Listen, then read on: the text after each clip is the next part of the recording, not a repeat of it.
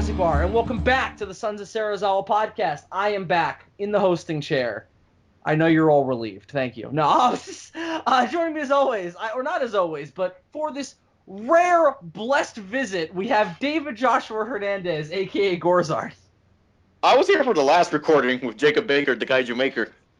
You were indeed, and that's more than I can say. So I guess I shouldn't be giving you shit. I'm gonna do it anyway because I don't care though. So because we're horrible individuals. Bill wasn't here, so he doesn't really count it. Exactly. Listen, I'm a terrible person. I acknowledge that. I don't care. And also joining me, I have we don't know how the real world works. No, apparently, I also don't know how the real world works. I don't even know. Is the world flat? Is that a thing that we're still debating? Because I can't figure it out. Is the world real to begin with? I don't know, man. It might surprise you, Bill, but some people are still debating that. We call them idiots. I call them people. I call them my brethren. No. And that, I've never left my parents' house. How am I supposed to know if the world is flat? Also joining me, I have Dillion McCandless, aka Super DM64. He's like, not once have I ever noticed walking on a ball. Never have I once looked at the fucking horizon. Hello, everybody. And of course, the guy who's here every time has no. Have you missed an SOS? I think you've missed one since you started. That was the first episode, I believe. No, I thought you missed one since then. I don't. Doesn't matter, Bill. So. I mean, as hard as he tries, he will never have that perfect record. Right. No, I don't know. Yeah, that's the thing is that he'll have to invent time travel and go back in time and somehow force his way into my house and fucking commandeer the podcast. And I mean, I would have known who you were at that point, so it wouldn't have been that weird. All right. I mean, it still would have been pretty weird. I have Andres Perez, aka Kaiju Noir. And as always, I'm here to make you cry like an anime fan on prom night. Indeed, whatever the fuck that means, and for whatever the fuck reason that they are crying. God, that trailer was shit.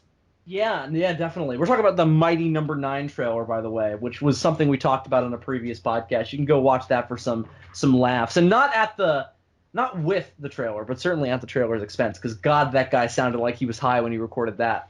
Do you like awesome things that are awesome? Combos on top of combos, and I know you like that combo on combo action, and it's just like, what? Bill, that sounds like your Saturday night. I mean, I'm doing it right now. I think the only combos any of us would like are the kinds that you would find at McDonald's or Burger King. Yeah, that's the only combo I'm interested in, certainly. My God, how did he know I liked combo on combo action? How does he know I liked a number 7 fucking a number 9? I would so pay to see that. But anyway, David, you wanted to start us off tonight with a topic that you had thought up prior to recording, which is something that never happens on this show. David always shows up when he does show up and makes amusing commentary occasionally on Andres' news, and then proceeds to call me fat and claim that I, for some reason, have a deeper connection to McDonald's, even though you're the one who works there. So it's out, Bill. It seems like you're avoiding the real issue here. What is the real issue here, Dave? The SOS crew is actually the Gorzard podcast, and I only have 10 minutes of screen time. I mean, I guess by Gareth Edwards' Godzilla logic, that makes sense, but Dave, Gareth Edwards isn't making Godzilla movies anymore, so... Oh, you rat bastard. So, David, Andres is clearly Ford, though. Welcome to Ford the movie, Dave. Andres the movie? Andres the movie. Yeah, you know what? Because he clearly lives in San Francisco. What the fuck, David? No! God. What the fuck? He doesn't even live in the other city anymore. I don't even live in that state anymore, David. Andres, what I predicted, you're gonna marry one of the Olsen twins. And then they're gonna marry you out of pity. I swear, David. Now you're gonna have 2 cities that you won't be able to remember, that you're too stupid to remember. Every episode you're gonna think I live in Tokyo or Osaka or Hokkaido. Wait, hang on. You don't live in Tokyo, Osaka, or Hokkaido? There are more than those 3 places. Right, I thought that constituted the entirety of. I thought Japan was a triangle, and those 3 cities were part of the triangle. like when I was a child, and I thought that Manhattan constituted all of New York. I mean, most people think that way. But then And again, it's not of course, totally we don't wrong. know anything about how the real world works. No, again, I've never left my No, parents' you house. guys just need to stop being such arrogant pseudo-intellectuals. David, tell us about Godzilla titles, will you? Okay, I noticed dive right something into that it. is very, very weird. Okay. Because you know how Toho is legally stuck up, right? Yeah, They would sue. that is the thing that they are infamous for. Yes. Because they Stuck know up how their the own real ass. world works. They have a. I don't know about that, Andres. Then again, that could be just us being arrogant and making large assumptions as to how certain facts of life work. I mean, all I do is just. I just provide conjecture, and I provide it as actual facts, and that's my entire YouTube channel. I mean, we're all just in our mom's basements right now, you know. Yeah. Andres I mean, moved his my mom mom's doesn't have a basement to Japan. basement, so I'm stuck in the attic. I mean, I basically turned my apartment into a basement. That's what I love. I just have this image now in my head of Andres, like, brick by brick, taking his mom's basement to Japan. Andres, does your house even have a basement? Nope, it's just a couple rooms. I knew it, because I've been in his house. Don't ruin the magic, guys. You're talking about the San Diego one. No, we don't have a basement. Yeah, that's what I'm sorry. I should have specified that. You have more than one house now, which fucks with me. Yeah, no, okay. I didn't think so. All right, well, Dave, Godzilla titles. What did you notice about it? Hello? My God. Uh-oh. Next, I can leave finally on the joke. It's finally happened. All the Big Macs gave him a heart attack. All right, so it definitely hasn't been 24 hours, and David definitely didn't drop out right at the end of the last recording. So, David, with all that said, why don't we get into that Godzilla story that you wanted to talk about? Well, you know how Toho has always been pushing their official English titles on the US distributors that put the movies out wherever?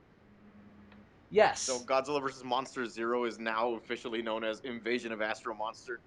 Yeah. Yeah. Well, I discovered something that I don't know why it took me up to now to realize this error. Well, I don't even know it's an error or not, but apparently the official English title for Godzilla vs. the Sea Monster is Ebirah Horror of the Deep. Right, the international title. Yeah, and Godzilla vs. the Sea Monster is the title for the Walter Reed English dub. However, Sony, when they put out that movie on DVD, they retained the title Godzilla vs. the Sea Monster, and they created a new title card for the opening credits. Did they really? Yeah. Huh. Oh, you're right, Dave. They definitely... See, I have never seen the Japanese version of Sea Monster, and I've never seen a good quality version of Sea Monster. I've only ever seen that crappy Walter Reed dub that you just mentioned. And really, because there is a Blu-ray out now, Bill. Well, I'm aware. I've been meaning to buy it for a long time. What was the name of the good English dub to? Like, the one that had the Son of Godzilla footage at the beginning? Was it Titra? The company, maybe. The dubbing company. I think it was like Titra. I think they go by Titra or Titan. Yeah, I think that was the company no idea. That was the company that made the good English dub that I watched all the time on VHS.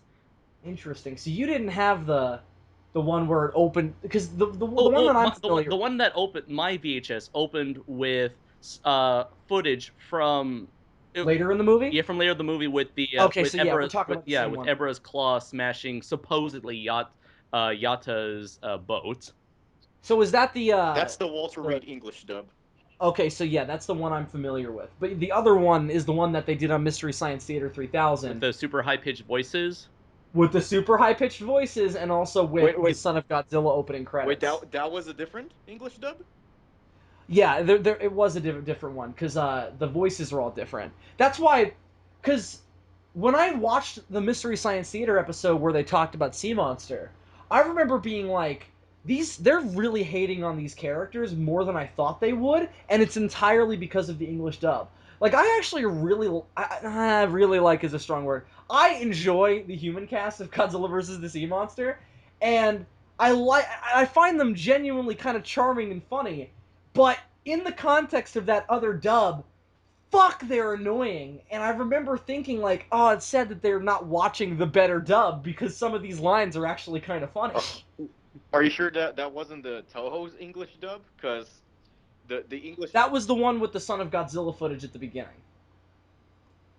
I And what I mean by that is it's all those shots of the island. You know what I'm talking about? yeah. All those shots of Salgel Island from Son of Godzilla with the opening credits and everything. Now I'm tempted Oh, to wait. find this. Wait, the shots of the island at the Okay, so there are shots of the version island with the opening credits because I think that's on the DVD.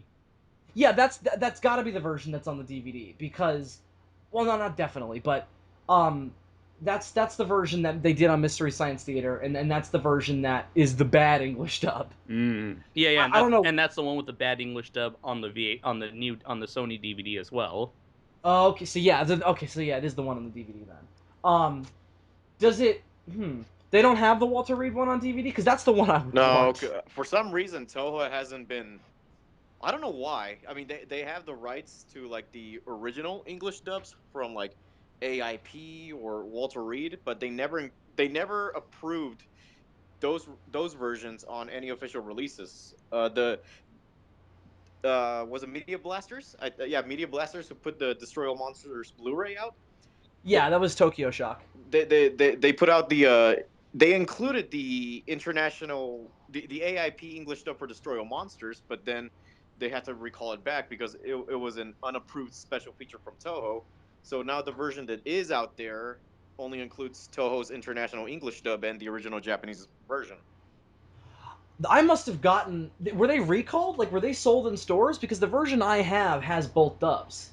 Yeah, mine too. I got mine from the internet, but Oh no, I got mine in stores. I got mine the week it came out. That's crazy. So I have an illegal thing that Toho doesn't approve of. That's awesome. me too. We should fucking like. We should go on a heist mission, Dave. That's what we ought to do. We ought to break into like the vaults Media Blasters and just like get all of the copies of the version with the international dub on. Are you planning on pulling a fanboys and going on a road trip to like going on a road trip to Skywalker Ranch? I'm talking about something way more illegal than that. I'm talking about actual theft. I'm pretty sure Toho made them destroy those copies.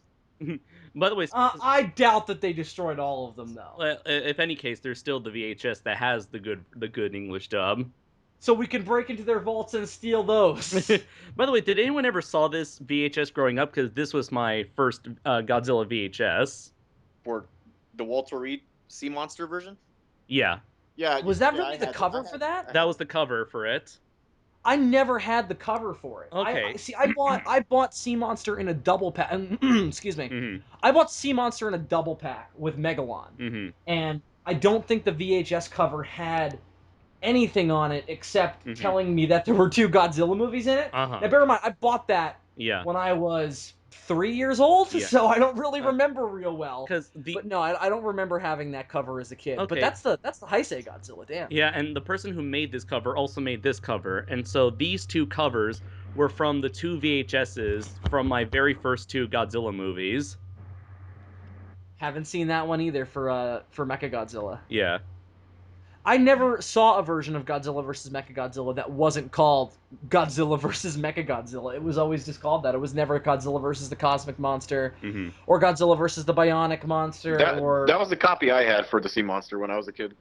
Oh, okay, this cool. The Video Treasures version.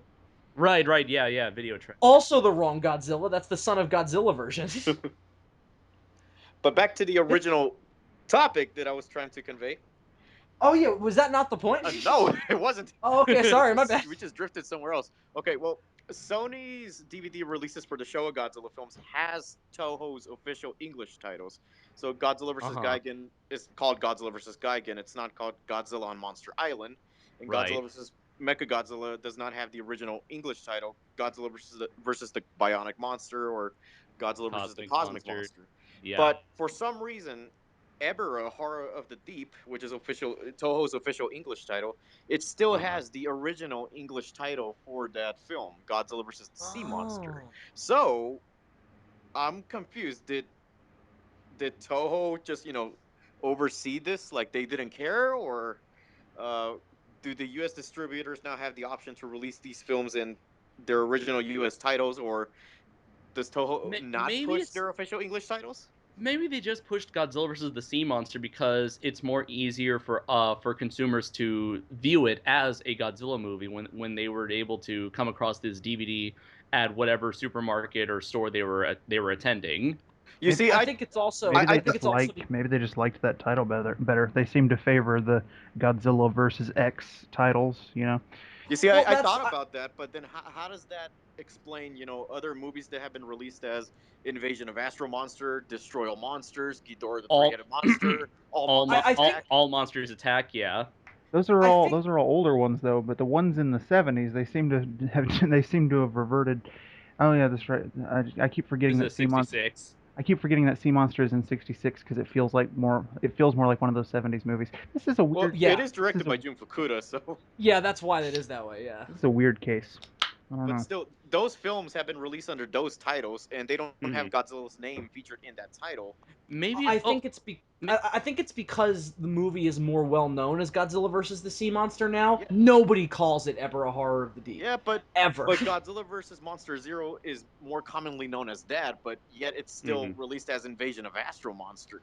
I think that's because that movie is more popular inherently. Like, I think they felt like they Or could get away with it more. Maybe because this was made by the dudes, by the guy like Ed Gut was those DVDs were distributed by Classic Media, and the people who they hired to help them with those releases were the Godzilla aficionados of Steve Rifle and Ed Godziszewski. Oh, right. Yeah, that's true. Godziszewski, and those guys seem like they're more like had that more purist mentality of wanting to preserve the original international title as opposed to the American titles. Right. I think that's also part of it as well. Because who put out Sea Monster again? Media Blasters did? Oh, no, no, it's Sony. no, Sony Sony. It was just Sony. Yeah. Yeah, it was, Huh. it was The one of weird those thing- 50th anniversary DVDs that came out. I know because I have them all. Me too. Wait, wasn't there another DVD after that? No, there was. Oh, you're thinking about like the old school Classic Media before they made like good Godzilla DVDs. No, they never. No. I'm not. I'm talking about Sea Monster in particular. I thought there was the 50th anniversary DVD, which is out of print and is the reason why I've never seen the Japanese version. Oh, but I thought there was another Sea Monster DVD after that. No, there wasn't. No, after that, it was the Blu-ray. The Blu-ray release that was put From out 2 Kraken. years ago from Kraken. Yeah. Oh, okay. So that's probably the one I'm thinking of then. Yeah. Is the Blu-ray still in print? Yeah, it's still in print. All right, cool. So I'm gonna have to get my hands on It was that. one of Speaking of several- It's international, basically the Sony version. It was one of several movies that you could no longer get the DVDs of anymore, and they released on Blu-ray. Yeah, exactly. That's why I couldn't get it for Godzilla Palooza because it was out of print. So God, the only copy I could get of it was $75.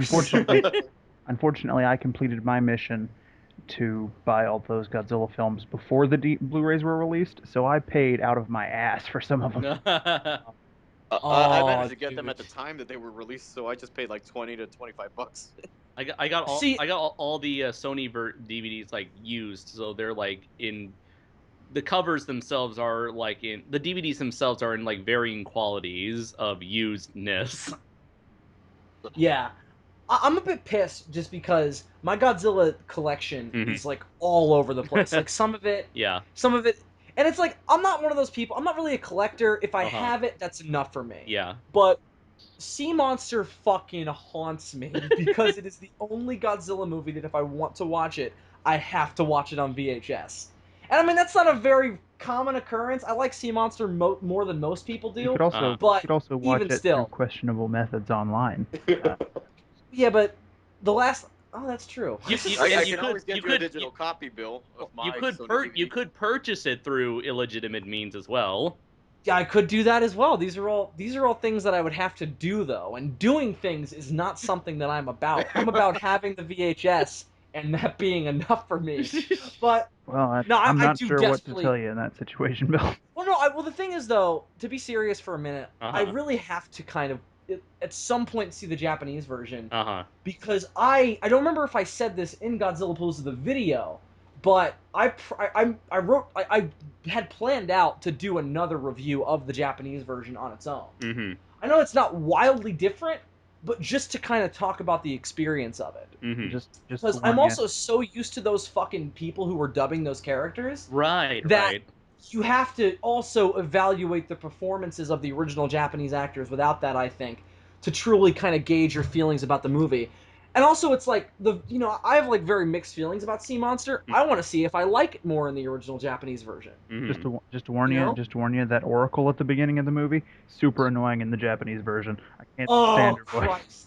Christ. See, Luckily, she's they only cut a lot of that out. luckily of she's only in that speech. one scene. Yeah, they cut a lot of what's that guy's name? What's the main guy's name whose brother goes missing? Was it? I can quickly search right now. I can fucking remember his brother's name because Yeah. they say it a million times in that movie. Yatta, Yada, Yatta. It's something. Have you seen my brother Yata? It's something Yeah. similar to Yada. I Matata? don't remember. Hakuna Matata? Like I, Hakuna. I Fuck think yourself, David. I think it's No, also that's great. Fuck you. I love I it. think it's also a double syllable name that ends with "duh," if I'm remembering correctly. Ryota. Ratsa. Ryota. Oh, Ryota, never mind. Ryota. Realta Yatta. Yatta Realta. Yeah. What the fuck does that even mean? Andres, you're in that country. What does that even mean? Oh sure, Oh, yeah. yeah. Let me just look into my deep knowledge of the Let me- where a bunch of Japanese names come from. Yeah, let me pull up my do that. complete history of the culture and. Let me pull up my complete history of the culture and language of Japan. Yeah, you do that, and then get back to us, Andres. Okay. Yeah, definitely. Pull out your ancient tomes that tell you all the different meanings of the Japanese words. AKA Google. AKA Google. So, Dave, was that the end of the story, or was there more to it? I guess that's kind of sort of the end. Well, it's really a head-scratching thing, because, okay, I agree. That's weird. Sony has the rest of the Showa Godzilla films in their Toho International titles, except for Godzilla versus the Sea Monster. Right. I have this Godzilla book called The Official Godzilla Compendium? Yeah, by J.D. I have Lee. Oh my god, I've wanted that for years. Have never gotten my hands on. It's a really sweet collector's item now. Yeah, well, that's the thing. It's got to be expensive, is the thing. I think I paid like $50 for it, new on eBay. Huh. I'm gonna look on. I think I'm I all- got it for $30. I'm gonna look on Amazon right now. Well, anyways, I'm that- all about that- having things. I'm not all about paying for them. No, exactly. Well, that book was published in like 1998, and it refers Yeah. to the Godzilla movies by their official Toho approved English titles before they were ever released by Sony or Classic Media. And it refers to Godzilla vs. the Sea Monster as Ibera Horror of the Deep. Interesting. Huh. Because I would imagine that would confuse, like, everybody, because Ebera is not even called Ebera in the English version. Uh-huh. Well, actually, he's called Ebera in Toho's English dub, which is on the Sony. The version. Titan version is what it's called? No, no. Kytra? Not in that. No, the Walter Reed version. Okay. Oh, those are the same version. Yeah, they're Okay, the I same got you. versions. They don't call Ebera by name in the Walter Reed version, but they do call him Ebera in Toho's English dub. Right, Where right. do they get the name from? Because I've never seen the Japanese version, so I don't even Ebera? know where the name Ebera comes from. Ebi is Japanese for shrimp, and Ra is just It's basically a suffix similar to Zilla, where Zilla. Yeah, that I knew. Yeah. yeah, Mosura. Well, it's like you put that on the end. Hedra. You put that at the end of a monster name, and bam, you've got a Yeah, monster. so they just took shrimp. Yeah, they did the same thing with moth. They took moth, add Ra. Here they took the Japanese word for shrimp, and add a Ra in there. I did. And that was sort of also our mindset behind Moose Lips. Yeah, I was about to say I used a similar idea with a moose, and Yeah.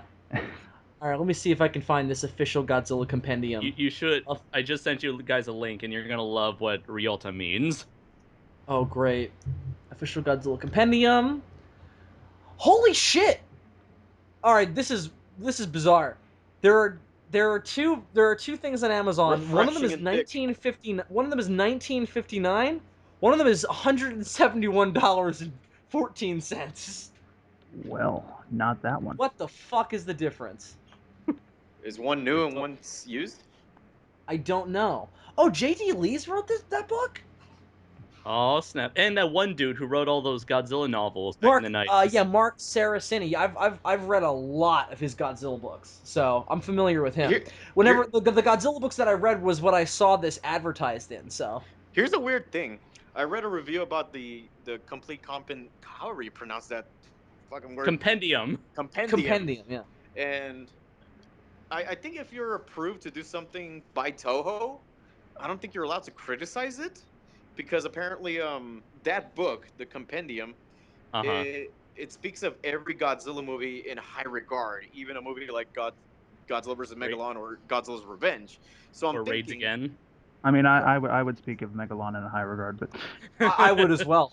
No. so I'm thinking, are you not allowed to like speak your mind, even if it's negative about any movie? I mean, I'm sure, but you know, but I mean, I'm think about it from their point of view. any... Do they really want? But especially think about it for when that movie came out. That movie came out right around the time of '98. Yeah. I doubt that Toho was like, yeah, trash talk some of our movies. That'll get people excited for this new one. I think, but Dave, I also think that that's not the place for that. Like, I don't think that.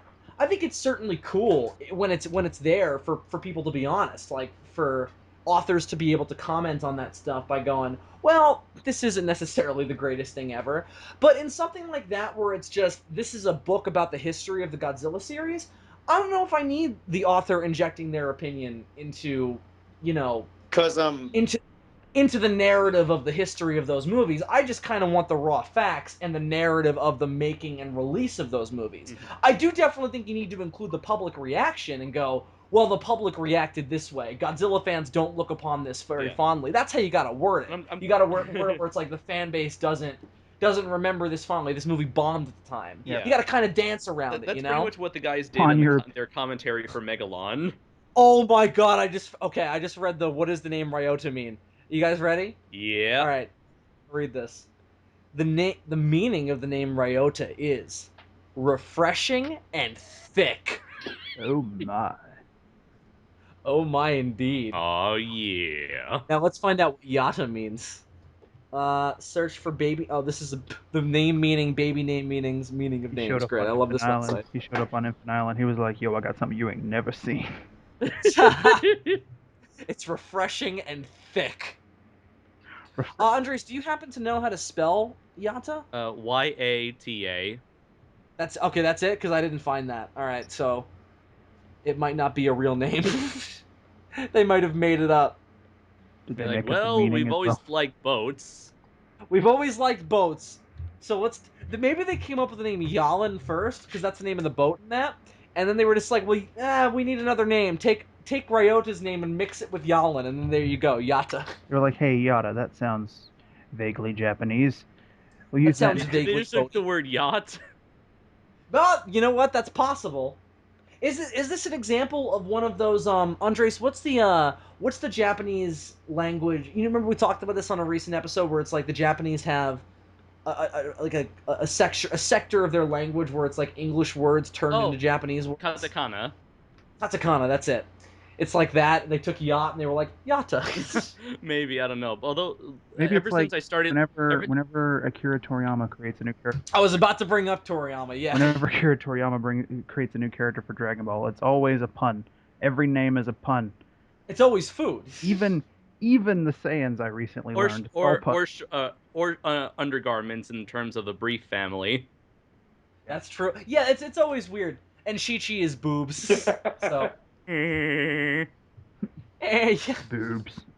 Well, actually, Bill. Boobs. But damn, what was I going to say? Bill. What does Saiyans mean in Japanese again, Dylan? I forget. Or Saiyajin, I guess we should say. The name comes from a Japanese word for like vegetable. In fact, their original home planet is called Planet Salad. And it was only after Planet Salad was lost to them that they went and stole the Tuffles planet, which, by the way, they're not even called Tuffles in the actual Japanese version. They're called something else, the name of which escapes me. Huh. Wait, legit? Yeah. I thought the Saiyans and the Tuffles evolved together. Nope. On the same planet. Nope. Really? Huh. I genuinely don't remember that. That's in the manga? Well, now this was recently expounded upon a bit more in the stuff from Dragon Ball Super that you haven't gotten to. Oh, so this is new stuff you're saying? Yes, because one of the Oh, they competitors, changed it again. Okay. one of the competitors from Universe 6 is a Saiyan from Universe 6. And Right, I knew he that. actually has never heard of the planet Vegeta because in his universe, the original planet, Planet Salad, or Sadla, it's called in the sub. It's either Sadla or Salad. It's the same pun. Anyway, Right. that planet was never destroyed in his universe. Um, But and Vegeta talks about remembering that. Like he's like, oh, in our universe, the planet Salad blew up, so we had to go to Vegeta and take it over. well, he doesn't. I don't think Vegeta would actually remember the Saiyans taking it over. I think that was before his time, but I think he would have known that it was a thing that had happened. Right, but he never brought that up as part of their origin, and King Kai didn't bring it up when he explained their origin, so it's different. Yeah. Well, the thing you got to remember though is that the King Kai speech that we're referencing technically was never canon to the actual manga. That's right. You're right, Dylan. You're right. And it sucks because I fucking love all the animation of that flashback Well, I mean, or that expansion of detail. but the thing is, you can still count that as part of your own personal headcanon. You just have to I mean, of course. you just have to know that the Saiyans don't actually come from that planet. They just that kind of pisses. I mean, no, it doesn't piss me off. I don't care. But I don't know. That's weird. That's like a weird new caveat to the origin now. Do you like that, Dylan? do I like the fact that they don't actually come from the planet Vegeta? Yeah. How do you feel about that? Like, does that kind of bug you that they changed the origin? No, it doesn't mind me. It doesn't bother me at all. Okay. Akira I just want- Toriyama does not give a fuck anyway. Well, you want to know why? Okay, you want to know why it kind of bugs me? Because I always like the idea of the Saiyans being really primitive. So the idea of them having interstellar travel is kind of weird. Prior to, because the whole explanation initially, and we'll get off this in a second because we did a whole podcast about Dragon Ball Z recently, so we'll get off this in a second. But the whole idea originally was that the Saiyans didn't have space age technology, and then an alien race came to them and was like, "You guys are really good at blowing stuff up. Would you like to blow stuff up for us? And we will teach you how to travel between planets." Yeah, and they're called the Arcosians in the Funimation dub, and I don't know if that is only. I'm pretty sure that is only from the anime version. And they're wearing cloaks and hoods, and that's why it's kind of vague as to whether or not that's Frieza's species. Yeah, the fan theories have always been that that's actually Frieza's species. And right. Even though in the original Funimation dub, I think they're called tyrants, Frieza's kind. there's been so many different fucking names for them nowadays. I think they're referred to. Nowadays, I mean, video games. I remember that from being a kid though. I may have made that up in my head, or they may have referred to Frieza as a tyrant, just as like, as like the descriptive as a literal tyrant. Yeah, as a literal tyrant, and I may have it interpreted as a kid as like, oh, that's his alien name, or it's his alien species. Perhaps. He was certainly maybe. tyrannical. I mean, I can't dispute that. But anyway, back to Godzilla. But Dave, that is interesting. That's an interesting like inconsistency. And what's even more interesting is that now that the news has broke out that I think what company is going to release Godzilla, the Return of Godzilla? Was it Dylan? What are they Kraken called? again? Okay, so Kraken. It's Kraken again, I think. Yeah. Oh, it is Kraken. Yeah. Again. So Okay. Kraken is, now that it's been revealed that Kraken is going to release the Return of Godzilla, they're not using the international title, but now they're going to use the never before used title, Godzilla 84. Well, I don't want to say never before. Wait, used. really? No, I they're using the Return don't of wanna Godzilla. I don't want to say never before used Godzilla 84. No, I use that Because Godzilla 84, that was from what like the old school Godzilla fans, that's the term, that's the name that old school Godzilla fans used back in like the early days of the internet, back on the forums and all that stuff. That's why I still call it that. Yeah, before people even knew that there was an international title, people referred to the Japanese version as Godzilla 84 simply because that is the literal title of the Japanese movie. Yeah. Of the and Japanese then of course version. later on, They are because the film was never officially released until I think, and Dave, you'll probably know this better than me. It was never officially released under the name The Return of Godzilla until Toho put it out internationally. Because originally in Japan it was just called Godzilla. right. Well, yeah. So I think that's why that was. Even that the way. DVDs and Blu-rays in Japan still refer to the movie as simply Godzilla. Are you sure? Yeah, because when I remember, It's fucking there, Bill. I was there. When I went to Nagoya, I went to one of their biggest malls, and I saw all the Toho movies, all the Tokusatsu movies that I've been busting my ass to get, all there conveniently in one big, shelf.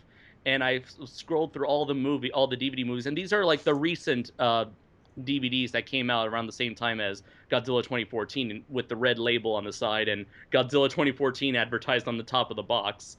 Okay, you see, mine is old. This was the first time Toho put out a box set of all the Godzilla movies, my version. Uh-huh. And on the cover it says Godzilla DVD Collection, and it has the Godzilla Japanese text, and then it has the Return of Godzilla under that. By the way, just for a second, can we talk about how absolutely awful these DVDs look presentation-wise? Which one specifically? Now, maybe, I don't know. I don't know the story of this. These might be not even official. No, they gotta be official Toho These releases. the ones Which that are in ones? that like shitty box, or is that a classic media thing I'm thinking of? I don't know, but this is Japanese, and on the cover, it's a picture of Godzilla coming out of the water from the movie when he first initially attacks Tokyo, and in the background, it's every single Godzilla monster's name, just in black text, like just What? listed next to each other. Can you send me a picture of this cover? Yeah. Yeah, sure. I am sickened but intrigued. I will do that. Okay. I love it. Is this a Japanese DVD or an American DVD? It is a Japanese DVD. Okay. Well, yeah, I mean it's the Japanese version. So Okay. it's a DVD of Godzilla '84, so it's got to be Japanese. But Andres, they are releasing it as the Return of Godzilla as well. No, they're not. No, Yeah. isn't it just called Godzilla 84? No, it's the Return of Godzilla. Godzilla '84, I think, applies specifically to the Japanese audiences, but for markets outside of Japan, they market it as the Return of Godzilla. And Right. because But of- I'm just talking about like the new DVD. Oh, okay, so it's called Godzilla 84, but at the bottom of the box art, there's this like that's labeled the Return of Godzilla. Oh, that's kind of what mine looks like here. You guys will see in 1 second. I'm going to text it to all of you. For some Alright. reason, the Kraken releases featured the former titles at the top, and the current official titles at the bottom. Mm-hmm. All right, let me know when you guys get that. I'm sure that won't be confusing to new fans. Not at all. That's the thing. It's so hard to be a new Godzilla fan. Wait, You know? no, this is Japanese? This is. I mean, it's a boot. I don't know for sure. It was called that when I bought it. I mean, it's a bootleg though, so I don't know if that's the official cover art for whatever the actual. Because there is a box set. I know that this is based on a series of releases, you know, in the early 2000s or something along those lines. That's always where Toho encouraging. put out all of them on DVD. It's always encouraging when you buy a bootleg. This is based on a DVD. Oh no, I don't know though. I don't know if this is what was actually released in Japan or if this is just based on it, or if this is just like the cover art of another DVD. I don't know. But did you guys get that? Yeah. You said text. I texted it to you. Yeah. All right. Oh, I have not that's received the text. See, Andres, I don't think my texts are going through to you. Oh, because remember, like you have to send it to me specifically, I guess. Oh, okay. Toho Well, I'm has just gonna- the Hong Kong DVD release of that movie was also released as the Return of Godzilla, and I just sent a picture of that DVD. Yeah, I've seen pictures of this DVD. Oh, okay. I've seen too. Yeah. Let's see. Oh, this is the Blu-ray. This is the Japanese Blu-ray, and my bootleg Blu-ray is based off of this box art. Oh, okay. This is so the one that so this one that's like green looking and looks like the release for that looks like a lot of the classic media releases. This is the Kraken version. The one with The one that says Godzilla 1984 on the top, Return of Godzilla on Yeah, the that's bottom. yeah, that's that is the Kraken release. yeah, the not That's not a bad cover. yeah, that's what all the Kraken box arts look like, that where they seem Yeah. to be modeled after the classic media DVDs. That's what I was gonna say because they look just like them. Okay, And that's why I thought that the Sea Monster Blu-ray was a classic media release for that reason. Okay. All Because right. I remember seeing it at I think I remember seeing it at FYE once, and then never again, and that's why I never owned it. Mm-hmm. And it had cover art that looked exactly like that. Mm-hmm. Anyway, so all that aside, anything else that you guys wanted to say about I found, Godzilla DVD releases? okay, I found the box art, the like current Japanese the current DVD box art for Return of Godzilla. For the Japanese version? Yeah, like the newest DVD for. Okay. Okay, let's see. This is the one they put out at the same time as 2014. Yeah. Let's see here. For whatever reason. Since we were on the subject of Godzilla '84, part of me that kind of inspired me to bring this topic up is do you guys know who August Ragone is? Of course. Yeah. We've seen him speak in person. We've been in an elevator with the man, and then Yeah, I was Really? like 2 feet away from him. and then we Yeah. casually stalked You him could- down the street later. Oh yeah, that's right. Dylan and I followed him like several blocks on the way to get liquor. You Okay, could well, have been anyways, there, David. Him and a bunch of other people that I would be privileged to meet were walking to get dinner or some shit. That cool Ultraman guy was there as well. Yeah, the guy who sold me this Spider-Man bootleg. Yeah, that guy's awesome. I love that Love guy. that guy. Guy with the Ultraman hat. Yeah. Okay, That nice. That guy should like star in a sitcom or some shit. Oh god, yes. I hate the new Blu-ray release for '84 that whoever just sent me that sent, cause That's the DVD. it's so busy. Wait. And I know wait. the Japanese you mean the cover art tends. You mean the DVD with the red sidebar? Yeah, with the 2014 advertisement. Yeah. on top. Okay, That's a yeah. DVD, not That's a DVD. Wow, an idiot! I didn't see the DVD logo on the bottom. all the current Godzilla DVDs are formatted like this. Why? It's way too busy. I mean, listen, I don't care, but it's just looking at it, I'm like, that kind of upsets me that it's so busy. What? It's kind of cool reminds because if this was the cover of a comic book, that would be It awesome. reminds me of when you watch like a Japanese trailer and then they have like a commercial at the end and there's like logos all over the place and you're like, what the fuck's going on? Mind you, Like- you're You guys you're remember- seeing the front and the side at the same time. Like the little toy commercials at the end of the Fukatsu no F trailers back in the day.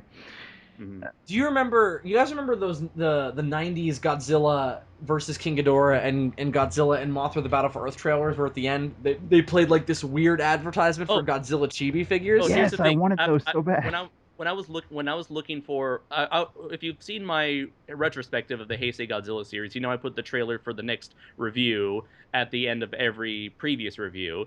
And so when I was looking for those Heisei Godzilla trailers, every Heisei Godzilla trailer had a toy or a collectible card or some sort of memorabilia to advertise at the end.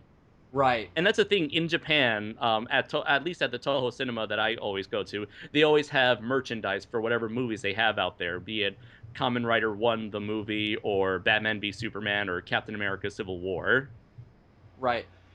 And we'll get back to that in a second. See over here, we just put that shit in Happy Meals and then.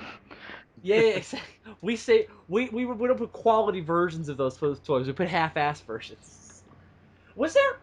When was the last time DC had a McDonald's Happy Meal or any kind of I doubt they can get away with that now if they got. They haven't done it in a long. If they have, you know what? They may have done it for. I think they might have done it for Green Lantern, which was probably the last time they could have gotten away. They probably with it. They couldn't get away with it for Batman v Superman, which is kind of hilarious. The Dark Knight is absolutely. I'm still astounded that they still made a toy line out of the Dark Knight. Do you really think Christopher Nolan would have been cool with? We're gonna put these in We're gonna put Happy Meal toys based on your movie. He wouldn't have stood for that. I doubt that he's even like. They're never gonna he's even pass the kind of guy who wants a toy line for his movies. They're never gonna pass up a chance to make toys, Andres. No matter. Imagine an no matter how Interstellar messed up toy the- line, Happy Meal toy line. Here's Matthew McConaughey crying about his dying daughter. I do find it hilarious that you can go buy like Batman v Superman toys for kids. Now Yes. you can reenact the Granny's peach tea scene, kids. You can put your boot on your friend's throat and tell him that you're gonna make him bleed. You can Like threaten all the you can kids. threaten your friend's lives with the kryptonite spear. You can talk about how you brand people and how it's perfectly fine because you're a criminal. Imagine they sell the Batman branding toy. Imagine Yes. if they sold the Batman. That's branding toy. hilarious. Imagine if they The did Batman that. branding toy. It's gotta exist though. And it's like, mommy, this Batman toy isn't complete. I need the brand. I need That's the hilarious. Bat brand. I need the Bat brand. Well, all right. Since we've actually come naturally to the topic of superheroes, and you just mentioned Civil War, the other plan tonight, aside from talking about weird Godzilla DVD inconsistencies, was to actually talk about Civil War.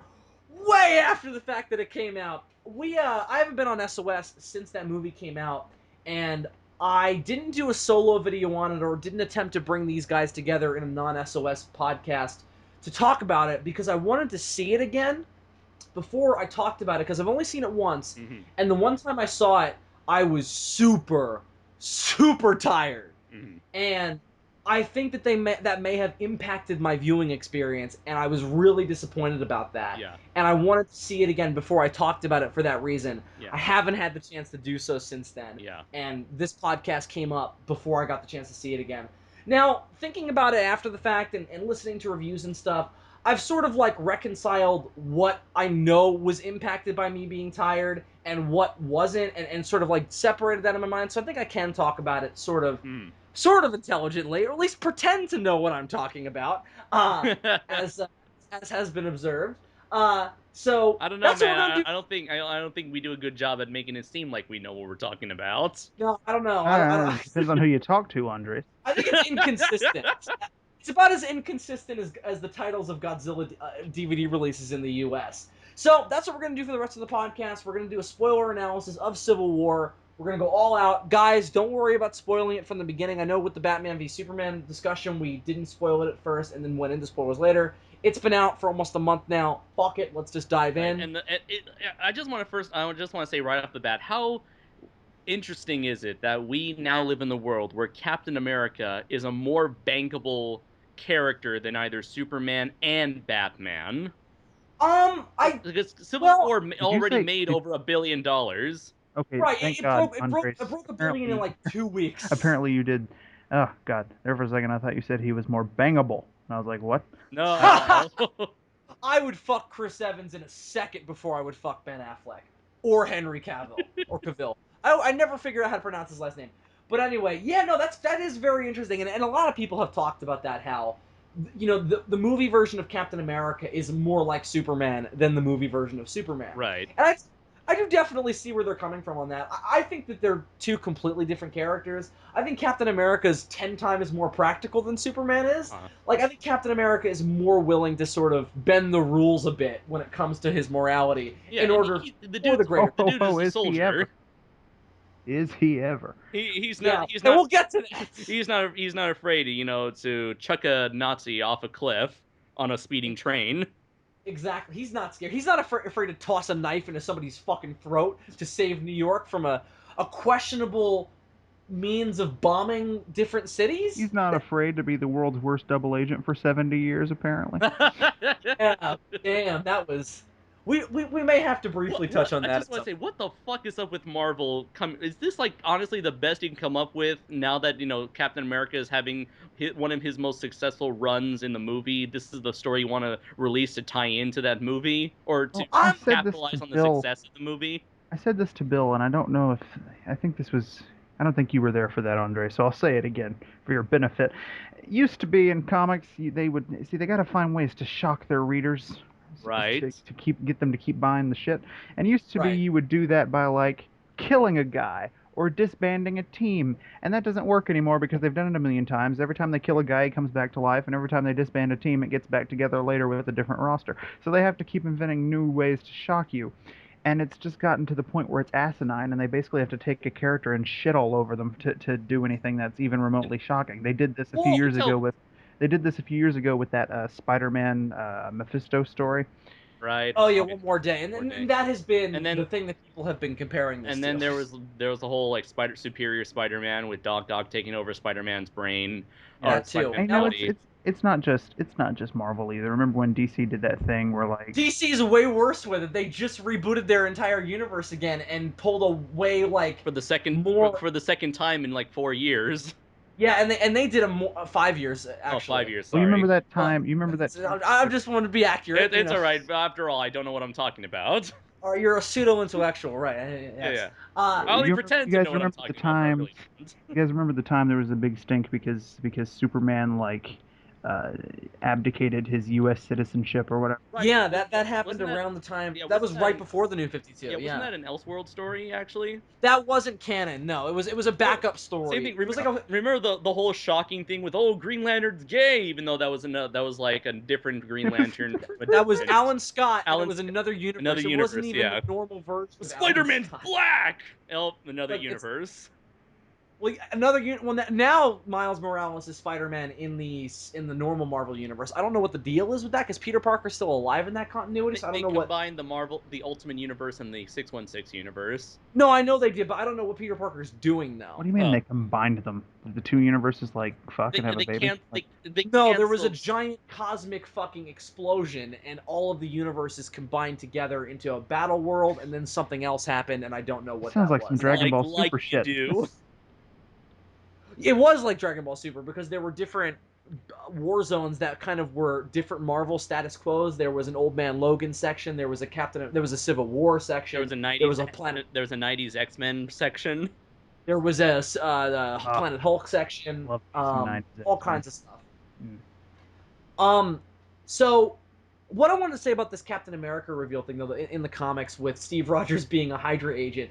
I mean, I don't understand why people are getting so upset. It's not gonna last. Right. I mean Marvel has gotten so much shit that they already came out and spoiled the ending of this spoiled twist. Damn it. And they said, because they were so unconfident about and so scared by the backlash. They're like, oh, it's a Tesseract. Don't worry, guys. He's brainwashed. Blah blah blah. Tesseract. I mean, of course he is. Like, what? Here's the other thing too. I do think that's kind of a compelling idea. Like, just to even live in that world for a couple issues. What if Captain America was a Hydra agent? And it's like, well, why can't we live in that world for a couple issues and then just be cool with the fact that we're going to reset things? Because nobody is cool. So long. That's it. Nobody's cool with anything. But I don't know.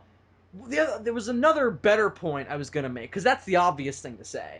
But there was a better point I was going to The idea just didn't make any sense, like, in its inception, because it's like, I've been a double agent this whole time.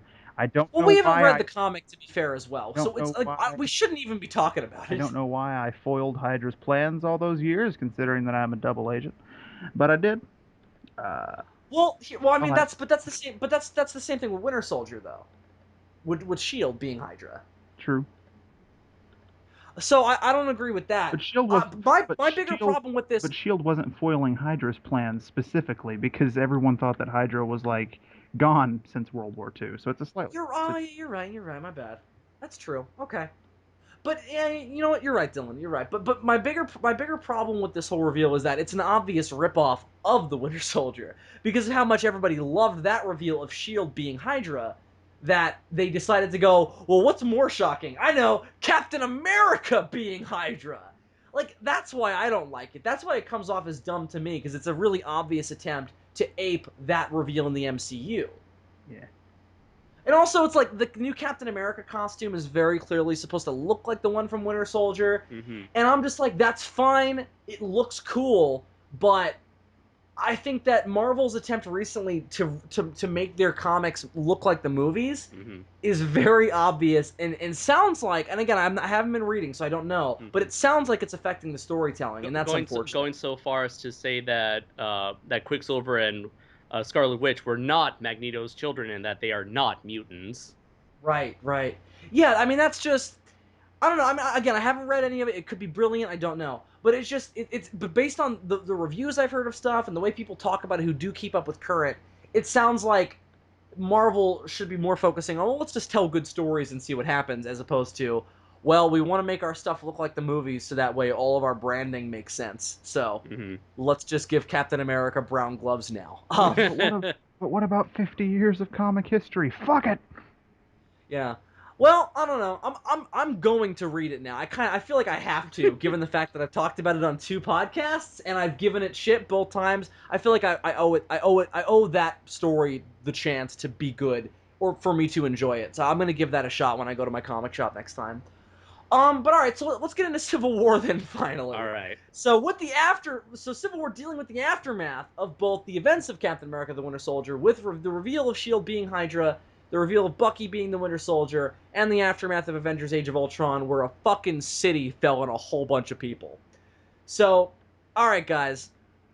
David, I want to start with you, because I haven't heard your opinions on this movie at all yet. Andres, you did a review of it, and Dylan, you and I have talked about it before off recording. So, David, what did you think of Captain America Civil War? General thoughts. Oh, I loved it. I really, really loved it. I was going to watch it a second time, but with my dad, but scheduling conflicts, I didn't get to see it a second time.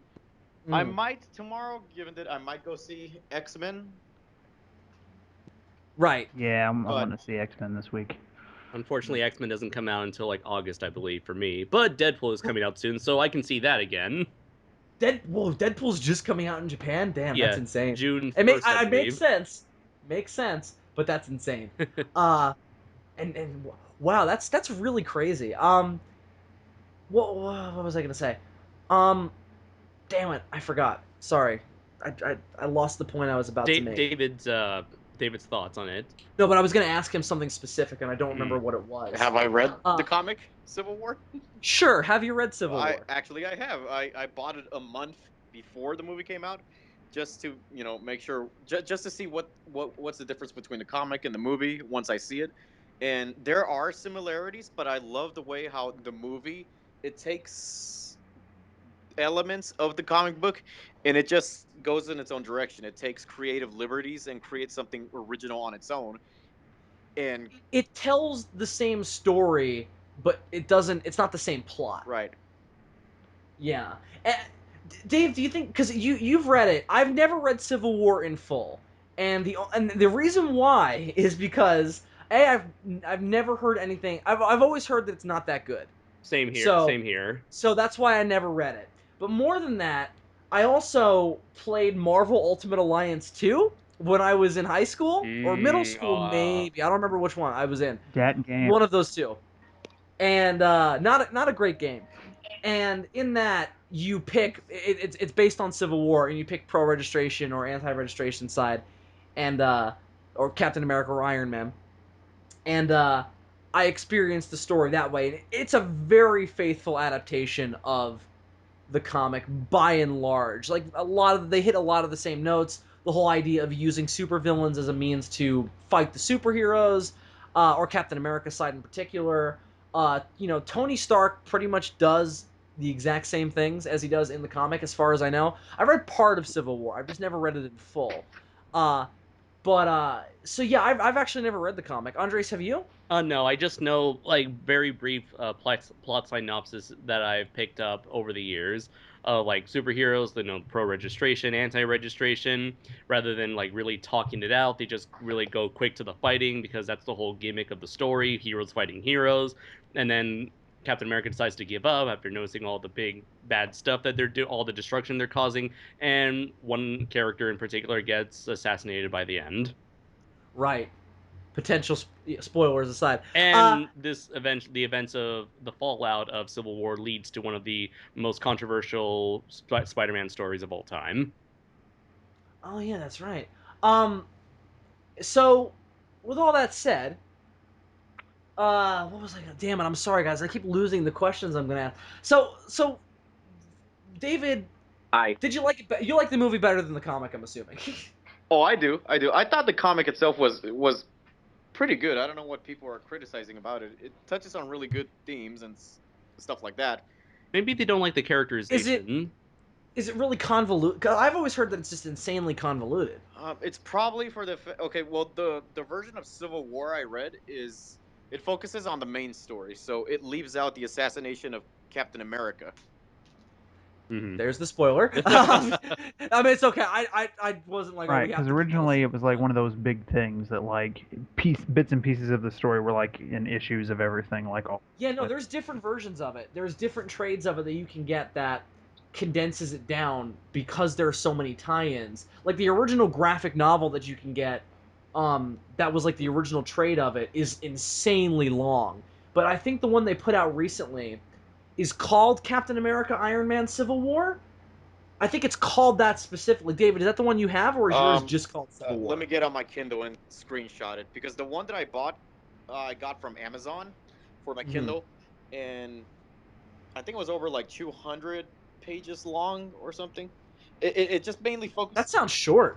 Yeah, I think I got a condensed version because Yeah. the version I got, it leaves out a lot of things that I noticed weren't in the comic that I got, because I started Googling the Civil War storyline, and I noticed that there's these other tie-in things, and I was like, wait, did I just read the whole thing, or did I just read part of the thing? Yeah, that's the thing about it. Then I found out That's what also pissed a lot of people off when that book came out initially, was that it was a massive event that you had to read like 16 different books to follow. Right. Well, I guess the version that I got just focused on the core storyline between Captain America and Iron Man. That's why I'm thinking it might be the version that I just mentioned. That's just called Captain America, And Iron Man, and Civil really, War. But I that's don't the know. part that you need mainly, because a lot of the other tie-in stuff was just, here's how this specific hero is reacting to these events, and it's like, if you want just the main story, you really only need the Captain America, Iron Man stuff. Did you read it, Dylan? I never read all of it. I read snippets back in the day when it was happening. Right. Okay. All right. So, David, what did you think of the inclusion of all the different characters? You know what? We'll save that for a minute. Dylan, what did you think of Civil War generally? I'm sorry, I'm a mess tonight, by the way.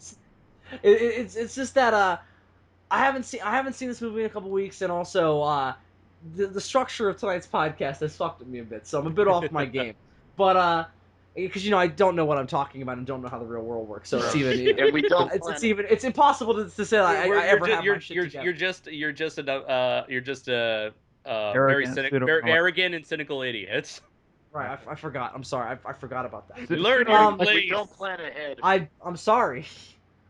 I'm sorry, guys. Stop yelling at me. It's okay. I'm used to it. Damn it, Bill! Quit being a dick. Dylan, what did you think of Civil War generally? I liked it. I was going into this movie thinking, am I gonna like it more than Winter Soldier, because that was like the big thing from Phase 2. And ultimately, I think Winter Soldier is still a better film, because there are some issues in Civil War where they throw everything into it, which is both a good and bad thing. Which we can get into that more when we start talking about specifics. A similar issue to what was going on with BVS, where they're just writing so much into the movie that at times it feels like it's losing focus. So I do think that Winter Soldier is a tighter film and just a better experience for that reason. But I really liked this movie, and I think Phase 3 is off to a good start. Okay. Andres, general thoughts, Civil War. I really love the movie, and I feel like so far, I feel like this movie was as good in terms of overall quality. It was as good as Winter Soldier in terms of entertainment value. Perhaps Dylan is right in that because Winter Soldier was a more like tightly written story where it was geared more towards Captain America. It can focus more on him and his particular supporting cast, whereas this one feels more like it feels like the Avengers sequel that Age of Ultron should have been, where this was and so. And that it was a movie where it feels like the stakes were raised and that the status quo has been like shattered, and it feels like a natural progression of like the Avengers storyline as opposed to a Captain America storyline. But I do think that this is still at the heart of it, still a Captain America, Bucky, Winter Soldier story. And it's a really great continuation off of the events of Winter Soldier and Age of Ultron. Little caveat to what I said before, building up what Andres was just saying. In terms of spectacle, this movie by and large outclasses Winter Soldier in terms of just sheer The action sequence is definitely just in terms of sheer spectacle. What I was referring to before, I think just on principle though. what I was referring to before is purely a writing thing. I just want to point that out. But I feel like in terms of overall quality, I was extremely satisfied to see that Civil War did match up with, in terms of overall quality, was able to match up with the last two Captain America movies, making this one of the most solid superhero trilogies we've had in a while, where it's like consistently great across the board. I mean, with Iron Man trilogy, you had 2 and 3, which weren't as good as 1. With the Dark Knight trilogy, Dark Knight Rises was a little shaky compared to the other 2. Spider-Man 3, we all know about that. X-Men 3, we all know about that. But so it's like, finally, I feel like we finally have a perfect trilogy of films here. Although it doesn't feel like a trilogy so much as just 3 separate installments, because we know the story certainly isn't over at this point. It's far from Well, that over. and also Winter Soldier doesn't feel like a direct sequel to First Avenger, and this does not feel like a direct sequel to Winter Soldier. Actually, They both I would. Winter Soldier and I feel like I can see. I feel like I think Winter. aspects of them do, I think, but they're both. But both movies are also hugely impacted by the Avengers I because that movie reintroduced Captain America into the modern day. think this is Yeah. closer to being a sequel than Winter Soldier was to First Avenger, but I see what you mean. Simply because Winter Soldier was so vastly different from the first movie, like in terms of tone and everything, and this Oh, yeah. feels very much like a spiritual successor to that. But in terms of pure plot, no, it's not a direct sequel. No. Let's see. All Anything right. else I want to say? Well, I love the supporting cast. I love how they were able to introduce all. They were able to manage all these characters far better than what BVS could have managed with only 3 characters. Let's see. Unlike BVS, I sympathize with each side of the conflict. I understand their motivations. I understand the villain's motivation, which is more than I can say for Jesse Eisenberg's Lex Luthor. And it's a similar villain plot too. It's not wholly dissimilar. Right, right. In fact, there's a lot of parallels you can make between BVS and Civil War. Oh yeah, and if you know the production history of Civil War, you know that Marvel partially did that on purpose. Not in the specifics, but in the basic concept of they did Civil War because after they decided they were going to do Civil War after the announcement of Dawn of Justice because they were like, we need to. The explanation that the Russo brothers gave was, we know that we need to up the stakes, otherwise people are not going to care about this universe anymore because we have big competition coming. Mm-hmm. And just basing this on the reaction of the public, it seems like they had the right idea in terms of thinking about that before it was an issue and then following through with their execution of,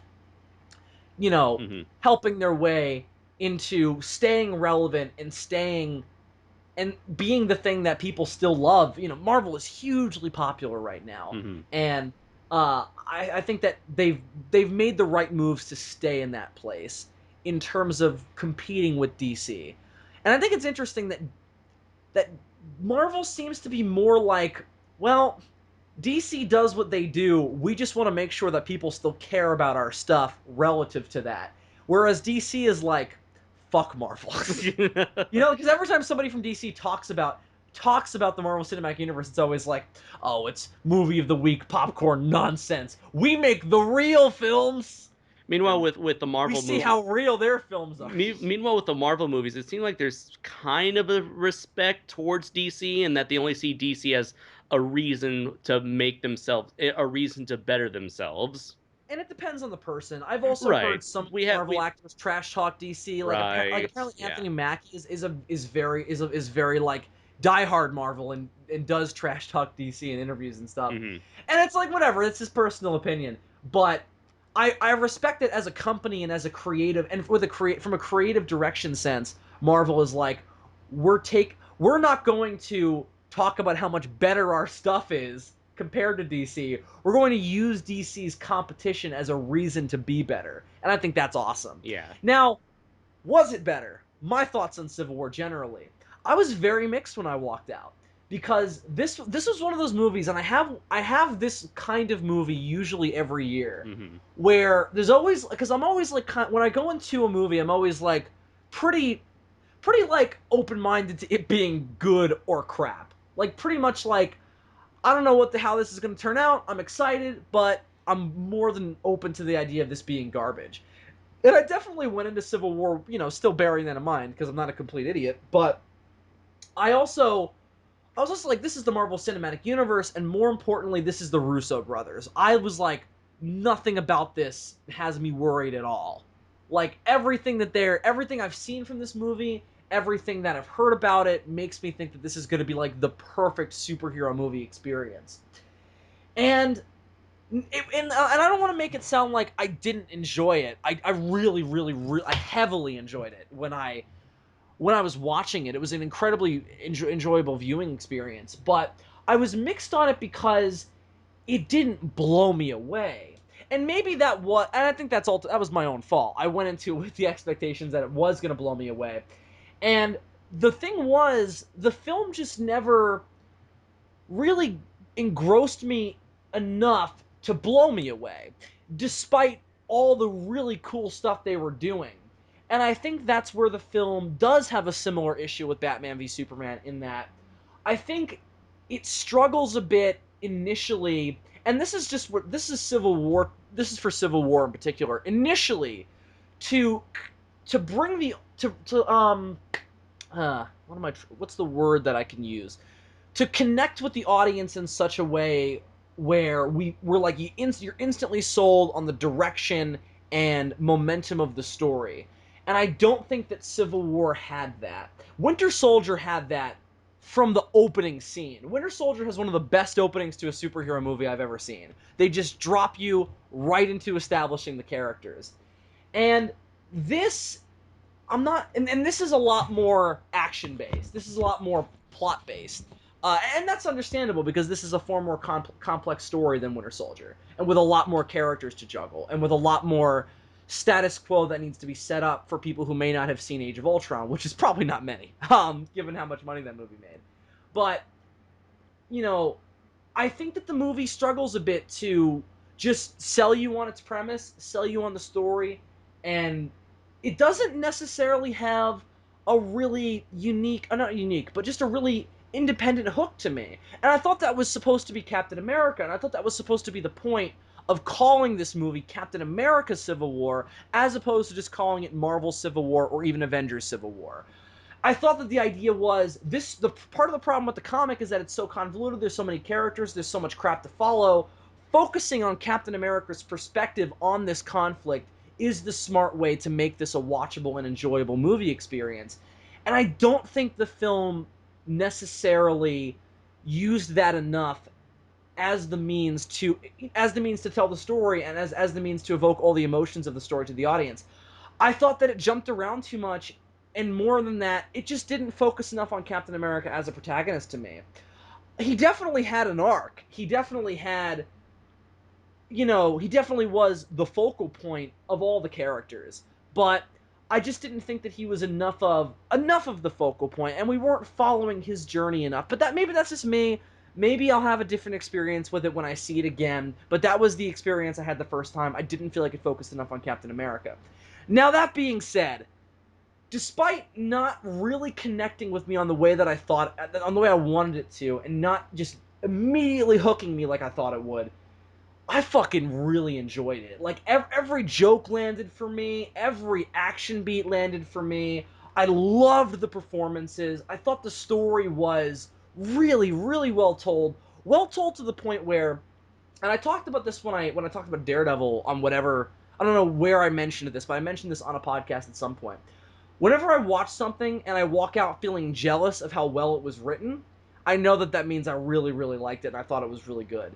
And this was one of those movies where I had that in terms of juggling all the stuff that they were able to juggle and making as much of it emotionally resonate as they did. I thought Black Panther was fucking great. Oh, absolutely. And I was sort of like, and I was worried about him going in, and even while watching the movie, because I was like, initially he came off as kind of cold, and I didn't really feel like he was enough of a real person.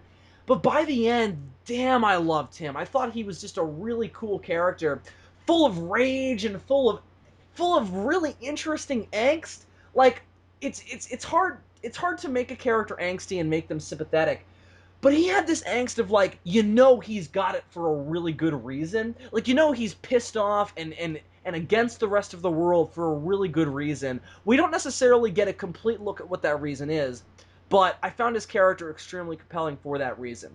And there are other characters that the movie introduces that also have that. But Black Panther really impressed me just because I was kind of worried about him, and because in a movie where I felt like I was struggling to connect with certain things, I really connected with his character, and I didn't necessarily expect to. So, I don't know. I still am kind of mixed on it. I'm definitely with you, Dylan. I definitely think it's a far more flawed film than Winter Soldier. And I think I'm one of the few people who, just initial viewing experience-wise, I like Age of Ultron more than this. And again, I've only seen this movie once. I've seen Age of Ultron several times, and one of those viewing experiences being very recently. Mm-hmm. But yeah, if I had to pick one to, if I had to pick one to watch again, I'd pick Civil War because I want to see it again. But But just like in terms of which film I like really enjoyed viewing was just like had fewer problems with on the initial viewing experience. Age of Ultron had that, but that may have also just been because, god damn, it's been a long time since we've had an Avengers movie, and seeing those characters together again Has may it been have a while had that as since the well. last Avengers movie? Because I feel like we just had one last year. No, I'm saying that for Age of Ultron though. I'm saying that at the Okay. time When I that saw- Age of Ultron when- came out, it had been a while. It had been a Okay. while since we'd seen those characters on screen together. Yeah. And I think that may have also been a factor with this, is that, this is an Avenger. This is just as much of an Avengers movie as it is a Captain America movie. Mhm. And I think that may have been a factor in terms of, well, seeing these guys all on screen together again isn't as special as it was in the first two Avengers, because we didn't have years to wait in between with them all having solo movies. And I don't think that's a problem. I don't think you have to keep that formula going of Avengers movie, solo movies, Avengers movies, solo movies. I think it's very clever that they're kind of mixing and matching all that stuff by having different characters appear in different stuff and not some of them not getting solo movies. But at the same time, I think that may have been a factor as to why I wasn't just completely sold on it initially. But I've talked for a while, about my own bullshit opinion. So why don't we dive just back into discussion? So, what do you guys want to talk about? Well, I think one of the reasons maybe that it had trouble hooking you, Bill, is it might be a symptom of the problem I was talking about before. Again, a similar issue to what was going on with BVS. When you're trying to write this much stuff into a movie, it inevitably, I can't fucking talk, becomes all like kind of cluttery. And this was much better at it than BVS. I didn't think it was. Oh, yeah. I didn't think it was nearly as much of a mess as BVS. There was emotional resonance in this movie. But There was still- none of that in Batman v Still, Superman. there is just so much going on, and it's such a dense movie, and some things, because of that, don't get as much attention as they probably should have. I personally was not 100% on board with the fact that we had to introduce two new characters in the movie. Like, we had to, amidst all the other shit that's going on in the movie, we also have to write in an origin for Black Panther and Spider-Man. It's not so much a problem with Black Panther because his inciting incident for his character is woven into the story very well. But Spider-Man felt like a fucking afterthought, man. I really loved this Spider-Man. I thought that Tom Holland was great. I loved weaving Tony Stark into his origin story. I've never come out of a movie wanting to fuck Aunt May before. It was. Speak for yourself. It was. Oh yeah, that Tobey Maguire, man. Anyway, that old Sally Field. I have slash fiction between her and Sally Field from the Amazing Movies. that old ass bitch. Anyway, don't worry, I'm gonna add in Marissa Tomei soon. But it was just. I would have much rather him be introduced in a separate movie and still have Tony Stark be a part of his origin, because I really liked that idea. But he felt like such an afterthought. Wouldn't it have been so much better to have the Hulk on Tony's team? He's a character we're already familiar with. I was kind of pissed that he wouldn't have, though. I was kind of pissed that he wasn't in the movie anyway, and they could have written a reason. I think a guy like Banner, who has trouble controlling his powers the way he does, and that's been like a major theme of his life, might get behind a bill that's all about, accountability for superhuman beings. I don't. That's possible, especially with where he was in Age of Ultron. I'm just saying that writing Spider-Man in the way that they did kind of didn't work for me, and it works for all these other characters because we've seen them before. Paul Rudd slips into the Ant-Man role, and I still haven't actually seen Ant-Man. I need to go back and watch that because I fucking loved Paul Rudd in this movie. His performance, in my opinion, and I only saw Ant-Man once, his performance came off as different to me. He seemed a bit more Spider-Man-ish than he is in that movie. Maybe that's what made that movie so great. Ant-Man, you mean? Yeah, Ant-Man. Well, no, but I thought that he wasn't as Spider-Man-ish as he was in this. Like, he's way more quippy and way more sarcastic than I thought. And he's very quippy and very sarcastic in Ant-Man. Well, yeah, it almost feels like he's written to be the Spider-Man of their team. Yeah, no, I definitely agree. And they're very much so, like, paired as opposing forces. Like, Spider-Man and Ant-Man they come to blows in the big fight more than I think anybody else does specifically. And even Captain America and Iron Man. And it's interesting that like both of them are like the two characters who admire each other's teammates more than any other hero. And they both have insect motifs. Oh, you mean Yeah. you mean Spider-Man And Ant-Man, they're idolizing Tony Stark and and- then Ant-Man idolizing Captain America? Yeah, they're the fanboys. That is really interesting. You're right. I love that. Yeah, Yeah. Technically, they both the- don't have insect motifs, David, because a spider is an arachnid. Thank you very much. Yeah. You dumb motherfucker. You pseudo-intellectual. You fucking David. Oh, that got really aggressive, Dave. They do, however, both have arthropod motifs. Yeah, if you want to get really generalized with it, sure. Yeah, no, I'm with you on the Spider-Man thing. You know what, Dylan? You know what it specifically is for me? The very specific element that it is for me. Well, he's introduced in the film like 20 minutes before the fight. Like he just. No, that was fine. He just But feels Dylan, like an afterthought. I could have been. It feels to me like they were writing the movie, and at some point that like a note came down from the office. Hey, we're putting Spider-Man in this too, and they were like, That's oh, what happened. And they were like, though. oh shit, where are we gonna fit him? I know that's what happened, but the point is, It feels that way. yeah, they should have found a way to make it not feel that way. I'm totally with you. And Dylan, I think it's just specifically because of the reason why Tony Stark goes to Peter Parker. He shows up and is like, hey, I don't know. So before he even goes to Peter Parker, what he says to somebody, I don't remember who, I think it might have been Black Widow, he goes, we don't have enough guys on our team, Cap's got us outnumbered, we need as many guys as we can get. So that's why he goes to get Spider-Man to get another heavy hitter on their side. And that's so fucking forced. Like, why doesn't he get Jessica Jones? Why doesn't he get Daredevil? It's like, it opens up so many issues. Just go get the To Hulk. me, They name drop. Go get. They name drop. Yeah, but they don't know where the Hulk is, though. They name drop him several times throughout this movie. They can find. They don't know him. where Hulk is, though. They can find him. He's Tony Stark. Yeah, but he's probably off in space, though, and they tried to find him. Well, supposedly, isn't it rumored I that hope the he's Hulk off. is going to appear in Thor Ragnarok? No, it's not rumored. It's been confirmed. That is Okay. a thing. That is a definite thing. And that's why he's not in this, by the way, is that he's going to be in Thor Ragnarok, and it's assumed that whatever situation he's in currently prevented him from appearing in Civil War and will be explained in Thor Ragnarok. Listen, Marvel writers, I love me some Hulk. If you want to keep him separated from these other movies, the only way you can do it and satisfy me is to do a Planet Hulk movie, and then he'll be on another planet, and nobody fine. But I think that's what Thor Ragnarok is likely to partially adapt, is they'll probably mix those two stories. I'm not totally against that.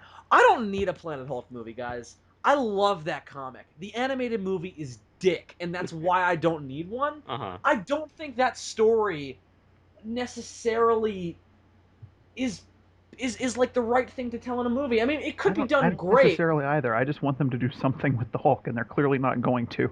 A solo movie. Oh yeah, I'm with you. But I want them to do. I want them to do the leader. Well, I want them to adapt. Yeah, I want them to follow but up on very specific leader story. I want them to adapt the leader storyline from the Peter David run of the Hulk comics, where the leader tried to mass produce gamma bombs and turn them into and use them in the next arms race. Oh, didn't he do? Wasn't that a story arc in Avengers Earth's Mightiest Heroes? Yeah, Gamma World. Yeah, yeah. It was similar to that. But it didn't go as far in the comics as it did in that arc in the series. Mm-hmm. But that's what I want them to do, because they set up the leader 8 years ago now and haven't done anything with him. Yeah, What do you like think? the What do you think? It's the Samuel one glaring Stern- thing. It's the one glaring thing in the Marvel Cinematic Universe that they like set up and then never paid off. They even brought. Where is he? They even brought. I know back, that's what I was about to ask. They even brought back General Ross, and he's not a general anymore. But they can't give me the fucking leader. Fuck you guys. Let me finish up on Spider-Man, because I want to talk about General Ross as well. Uh-huh. So for me, it's just because the reason why Tony goes to get Peter Parker is just because they need more superpowered guys in their team. Mm-hmm. And there's no specific reason why he goes to get Spider-Man in particular. There's no reason why he goes, I know this about you. This is why I want Spider-Man in particular. Yeah, you get the idea. It's just, here's a guy with superpowers that'll help me out. Again, there's so many other people who we can get. Why? I get the What about all idea- those fucking people on Agents of S.H.I.E.L.D. that have got crazy powers now? Like, I there's guess, so I many guess different... the reason is that they want to distance. I think what Marvel Studios is trying to do is distance itself from Agents of S.H.I.E.L.D.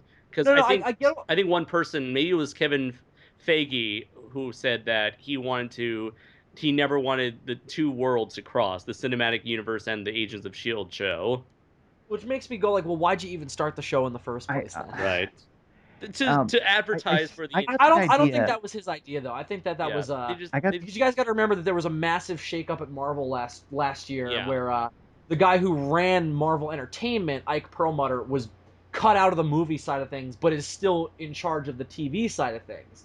So I think that's why he doesn't want them to cross, because he views that side of it as still being under the control of somebody he doesn't respect. And by the way, everything I've heard about Ike Perlmutter makes him sound like a real dickhead. So if it's done for that reason, why was he cut out of the cinematic universe? Because all of the movies that he was in had a big hand in were unpopular with the fans. Your Iron Man 2s, your Iron Man 3s, a bunch of Thor, a bunch of Thor the films 2. that were a bunch of the films that were poorly received by critics and fans had a lot of his involvement. I heard it's because they cut him out of it because Disney considered Avengers 2 a box office disappointment. They did, and that was also part of the... Well, but it was also because he's also apparently very sexist and very racist. And that's also... And that's allegedly. Who knows? Probably isn't going to watch Ghostbusters. No, probably not going to go see the new Ghostbusters. Probably sent an email to Sony being like, you guys think women can sell toys? Huh? I mean, look at how long it took us to get a proper Black Widow toy. You guys hiring? Yeah, exactly. Well, I mean, he's not fired. He's still in charge of Marvel Entertainment. Yeah. He just doesn't have anything to do with the Marvel Cinematic Universe now. Okay. In terms of the movies, he does still have a direct tie into the TV shows. But anyway, that's my problem with Spider-Man. Before we got on that tangent, we were talking about how you were saying that like Tony Stark going to Spider-Man felt forced. I get the idea, and I'm pretty sure this is the idea, that Tony Stark has been, sort of watching this kid with interest from afar, and he worked out who he was. Well, that's what they say. And he worked out who he was because Tony Stark's Tony Stark. But the problem is, and this is why Spider-Man feels like an afterthought to me, they never set that up earlier in the movie. Like, even if you just had a shot of Tony, like, watching news footage of the Spider-Man, like, on, like, a touch screen or something, you would be setting up the fact that, like, little shit like that. Or what if Ross brought him up, where he was like, we need to find these people because they have powers. I was halfway... And showed footage of Spider-Man, so that way Tony knew about him and could go, oh, okay, I want that guy because he's got those. All you needed was for him to even just go, you've got the best power set of anybody else that we saw, that like of any other unknown superpower being on the planet, so I want you for that reason. But there was no specific reason why Spider-Man had to be the guy, and that's what bugged me about it. Because in the comic, he was so crucial to the plot that he revealed his identity. Well, yeah. But I didn't want that to happen in this. That would have been weird. But no, right now everyone would have been like, "Who are you?" Right? Yeah, exactly. Would have been like that scene from the DCAU where Lex Luthor and Flash had switched bodies, and he's like, "Finally, I can discover the secret identity of the Flash." And he pulls off the mask and he looks in the mirror and he's like, "I have no idea who this is." Yeah, exactly. Exactly. What's interesting is that in the cinematic universe, Spider-Man is one of the few superheroes who actually has a secret identity at this point. He's the only. Well, he and Daredevil are the only two. Yeah. So I'm with you though, Dylan. I feel like he was to me simultaneously the worst thing about the movie and the best thing, because when he shows up, he totally steals the show. That scene between him and Tony in the bedroom, hilarious. He is awesome. Fucking it's just great. He is awesome. It's just the way he was introduced, and I mean, I agree. And I think story-wise, that was the worst element of it. I remember watching the movie and being like halfway through it or some shit, and then remembering, hey, wait, Spider-Man's supposed to be in this movie. Yeah, that was my thing as well. Yeah. I thought that was impressive though, because that showed me that there's so much other interesting stuff going on that I actually forgot that Spider-Man was supposed to be in this movie. And Spider-Man was one of the things we were most excited about. Exactly. I'm a huge Spider-Man fan, and I only remembered that recently, having seen this movie. Like, I think Spider-Man was my favorite superhero as a kid. Yeah. And I didn't remember that until watching this movie, where I was like, Oh yeah, Spider-Man's like my favorite superhero, and Yeah, man. part of the reason. Spider blood, radioactive spider blood. I think. And then I rewatched the animated series after this movie, and after I saw this movie, and I was like, I think Spider-Man still is my favorite superhero because I just find the premise of Spider-Man so interesting. The premise of a nothing kid with, you know, with no money, nothing special about him whatsoever, gets these incredible powers, and then he has to become a superhero. Yeah, they finally got that right in this movie too. None of the other Yeah. movie Spider-Mans really played up how poor he's supposed to be. Not even poor, just like he's just a guy. Yeah, Just a dude. Even the Tobey Maguire version, even though there's nothing special about him whatsoever, there's still that opening monologue where he's like, even if you thought I was just a normal guy, not a care in the world, you'd be wrong. So the very, like, retrospective nature of him telling the story, we know instantly from the get-go of that film there's something special about this guy, even though he doesn't have spider powers at the beginning of it. In this, he's introduced, he's a kid, nobody has any respect for him whatsoever, including Tony Stark.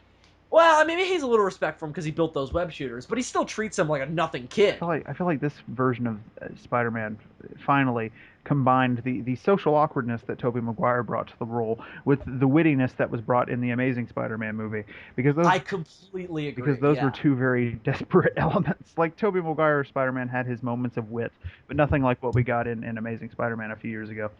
And then this version, I think, finally balanced everything the correct way. Now, if only DC could find somebody to balance all the right elements of the Joker. Hopefully, Jared Leto does that later this year. But that's another one of those characters where every time I see an on-screen performance of that character, it's always like there's something missing here.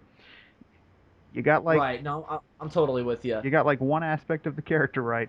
Where's the rest of them? Andres, what do you think about Spider-Man? Let's see. I really dug the heck out of this new version of Spider-Man.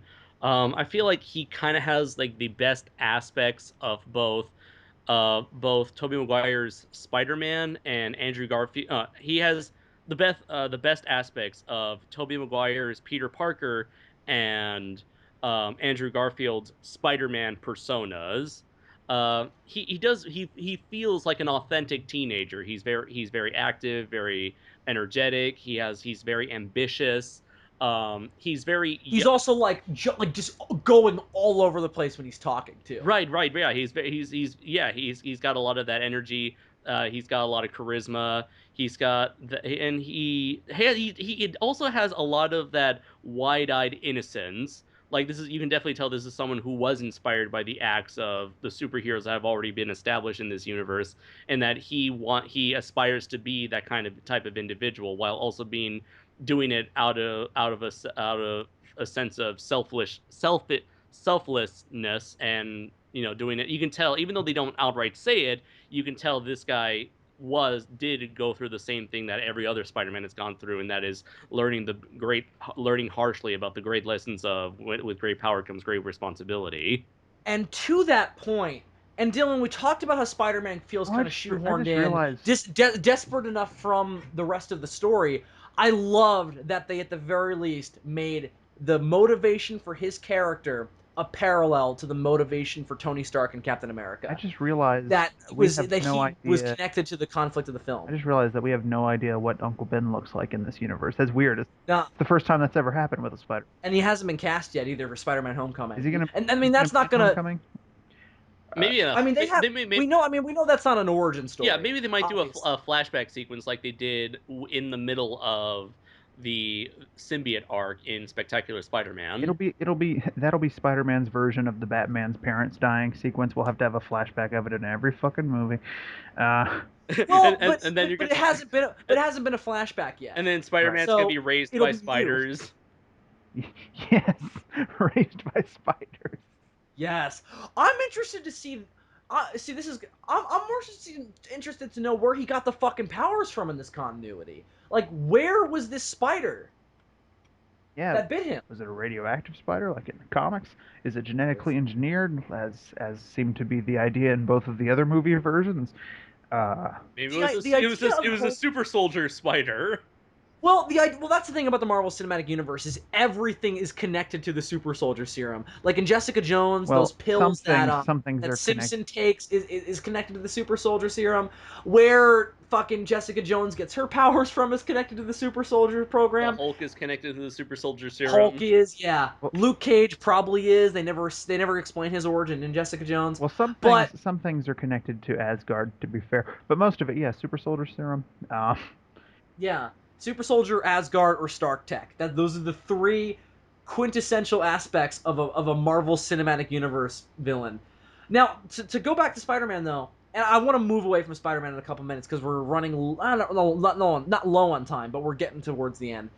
And the only thing I wanted to say about Spider-Man in terms of Homecoming was one thing they're talking about is making it hugely reliant upon the Battle of New York from the Avengers in terms of, like they did with Daredevil, in terms of they're talking about the villain who may be the Vulture, who may be played by Michael Keaton, which would be fucking amazing. Reprising his role as Birdman. Reprising his role as Birdman, but his tech in that might be Chitauri tech repurposed into the Vulture suit. Uh-huh. And I'm like, I don't think that's necessary. Like, just why not have it be stolen Stark tech? Like, doesn't that make more sense than the Chitauri stuff? But Why couldn't it be like based off of fucking Falcon's flight suit? Like it's the same idea. Like that's you know what, Dylan? Oh wow, you're right. Why can't they really should just have it be, because Vulture's like villainous persona is twofold. You have he's a fucking vulture, but you also have the element of he's an old man trying to restore his youth. Now I don't know if that's always been an aspect of his character, but that's the Vulture that I'm familiar with. The Vulture who was you could even have it be because the classic idea was that Vulture invented his flight suit. You could even have it explained that he was the original inventor of the one that Falcon uses. Oh, you know what, Dylan? Like, the government screwed me out of my. I love patents. that. I'm gonna be so pissed if that's not what they do. I love that. Now I'm taking my revenge. Yes, I'm gonna be pissed now if it is the Chitauri thing, because that's so much dumber than what you just said. But okay, let's move away from Spider-Man. He's such a small part of this movie. There's so many other things. I do want to say I do like that they reserved the final end credit scene towards Spider-Man, because it actually felt like it gave his little story arc some bit of closure. Yeah, and then they did the whole James Bond thing where they were like, Spider-Man will return. Well, they did that in Phase 1. Yeah, too, well, the thing is, like, the way Spider-Man exits the movie feels very abrupt without a proper resolution, and then that ending credit scene gave that resolution. Yeah, because Spider-Man comes out of it feeling more positive and more motivated than ever to continue what he's been doing. I mean, do you think... I also feel like the issue with him was that we didn't get enough of a sense of how he felt about the actual act itself, about the actual Sokovia Accords. I mean, no, you know what, though we do, though? Nah, it's an idiot thing to say. Because, again, I just went on a couple minutes ago about how it was really clever that they worked in the motivations for him being Spider-Man into the conflict of the movie with the whole having responsibility for your actions and being responsible with these incredible powers and everything and checking yourself before you wreck yourself and all that. So I guess we do kind of know how he feels about it. It does make sense that Spider-Man would be okay with the Sokovia Accords, but I would definitely like to know how he feels about punching all those superheroes in the face afterwards. And maybe that'll be part of his motivation in Homecoming, but I would have liked to have gotten a bit He dropped Paul Rudd on a plane. America's sweetheart, Paul Rudd. Yeah, indeed. He pulled an Attack on Titan on him, swinging on his ropes and bringing down a Titan.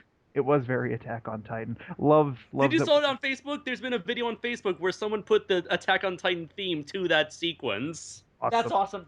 My favorite version of it was one where they put Spider-Man in the cockpit of an X-wing, and or not an X-wing, whatever those are called, those speeders. Yes. And then they put Giant Man's costume over the AT-AT. I think that's fucking great. I love that Star Wars line he had, and the reaction to it from Tony. And it's hilarious. Like, also, just this movie, fucking hilarious. Like, amazing comic timing, amazing comic delivery, great lines, really clever. That moment, because there was also just so much, like, subtle wit.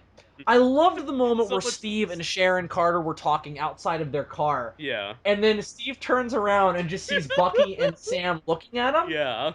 And I'm just like, and they're both smiling. I'm just like, that's so That great. was another thing that kind of was weird and felt like it came out of nowhere. I had no idea watching Captain America: Winter Soldier that blonde chick was supposed to be who she was, and then We talked about and this. then in this Yeah. movie, all of a sudden she just shows up to the funeral and she's like, "My Aunt Peggy," and Falcon like nudges Captain America's like, "Oh, it's her," and I like had to stare at her for a second and then remember who she was from Winter Soldier because I didn't even I'm remember with that you. this character was a thing when I was sitting in the movie theater. That was kind of a weird thing.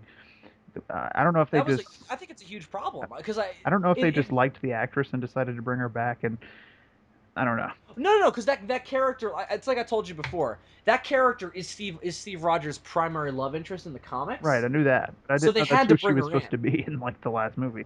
No, I'm with you. Yeah, no, I'm with you that they kind of just they made her a bigger deal in this movie for not enough of this movie's own reason. Like there wasn't enough of Like it would have made a establishment of why she was important in this particular story, and establishing who she was prior to bringing her into this narrative because she has a reason to be It there. I would have think I made liked so her in the much more film. sense if they had just revealed who she was in Winter Soldier and then had her come back in this movie and like her and Cap haven't seen each other in a while and that's what it's all about instead of like, I think that oh, was cut. you're so and so. Like it was just weird.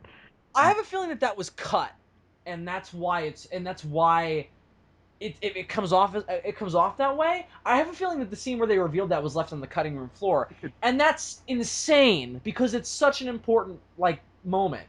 Um, Yeah, I would be interested to know why they cut that because they've always been really good about setting things up for later, and this would be like them refusing to set something up for later. It's like how they cut out the love interest from Rise of the Planet of the Apes, but then was like, oh, it's a plot point in the next one. yeah, that was another problem in that film as well, and that's why I was like so sure we were gonna get a director's cut of that movie because they cut out that clear subplot that was shown in the trailer, and we never saw it happen. And also that character was introduced, Cornelia, never see her again. Yeah. Except in that one shot or that one moment, and it's very clear that they're establishing like a romantic connection She between her only and Caesar. exists in the movie to give birth to a baby. And then that's Yeah, it. and that sucks because I would have liked to have because her name is Cornelia and she's a reference to an old school Planet of the Apes character. So it's like it would have been nice to know, like, you know, why Caesar likes her. You know. Yeah, So anyway, maybe she let's got move them away ape from titties. Spider-Man. Let's move away Yeah, from if we're done Spider-Man. talking about Spider-Man, I really need to talk about the villain. Okay, let's talk about Zemo. Then I Okay. want to talk about all of the all the superheroes that were in this and talk about how they were worked in. I want to talk about the fight then, and then we'll wrap up. I So, I want to talk about Bucky too. I had So, but no idea. we'll talk about I that don't know if section. this was told ahead of time. I've been avoiding spoilers for these movies like the plague. I had no idea that the villain in this movie was going to be Zemo.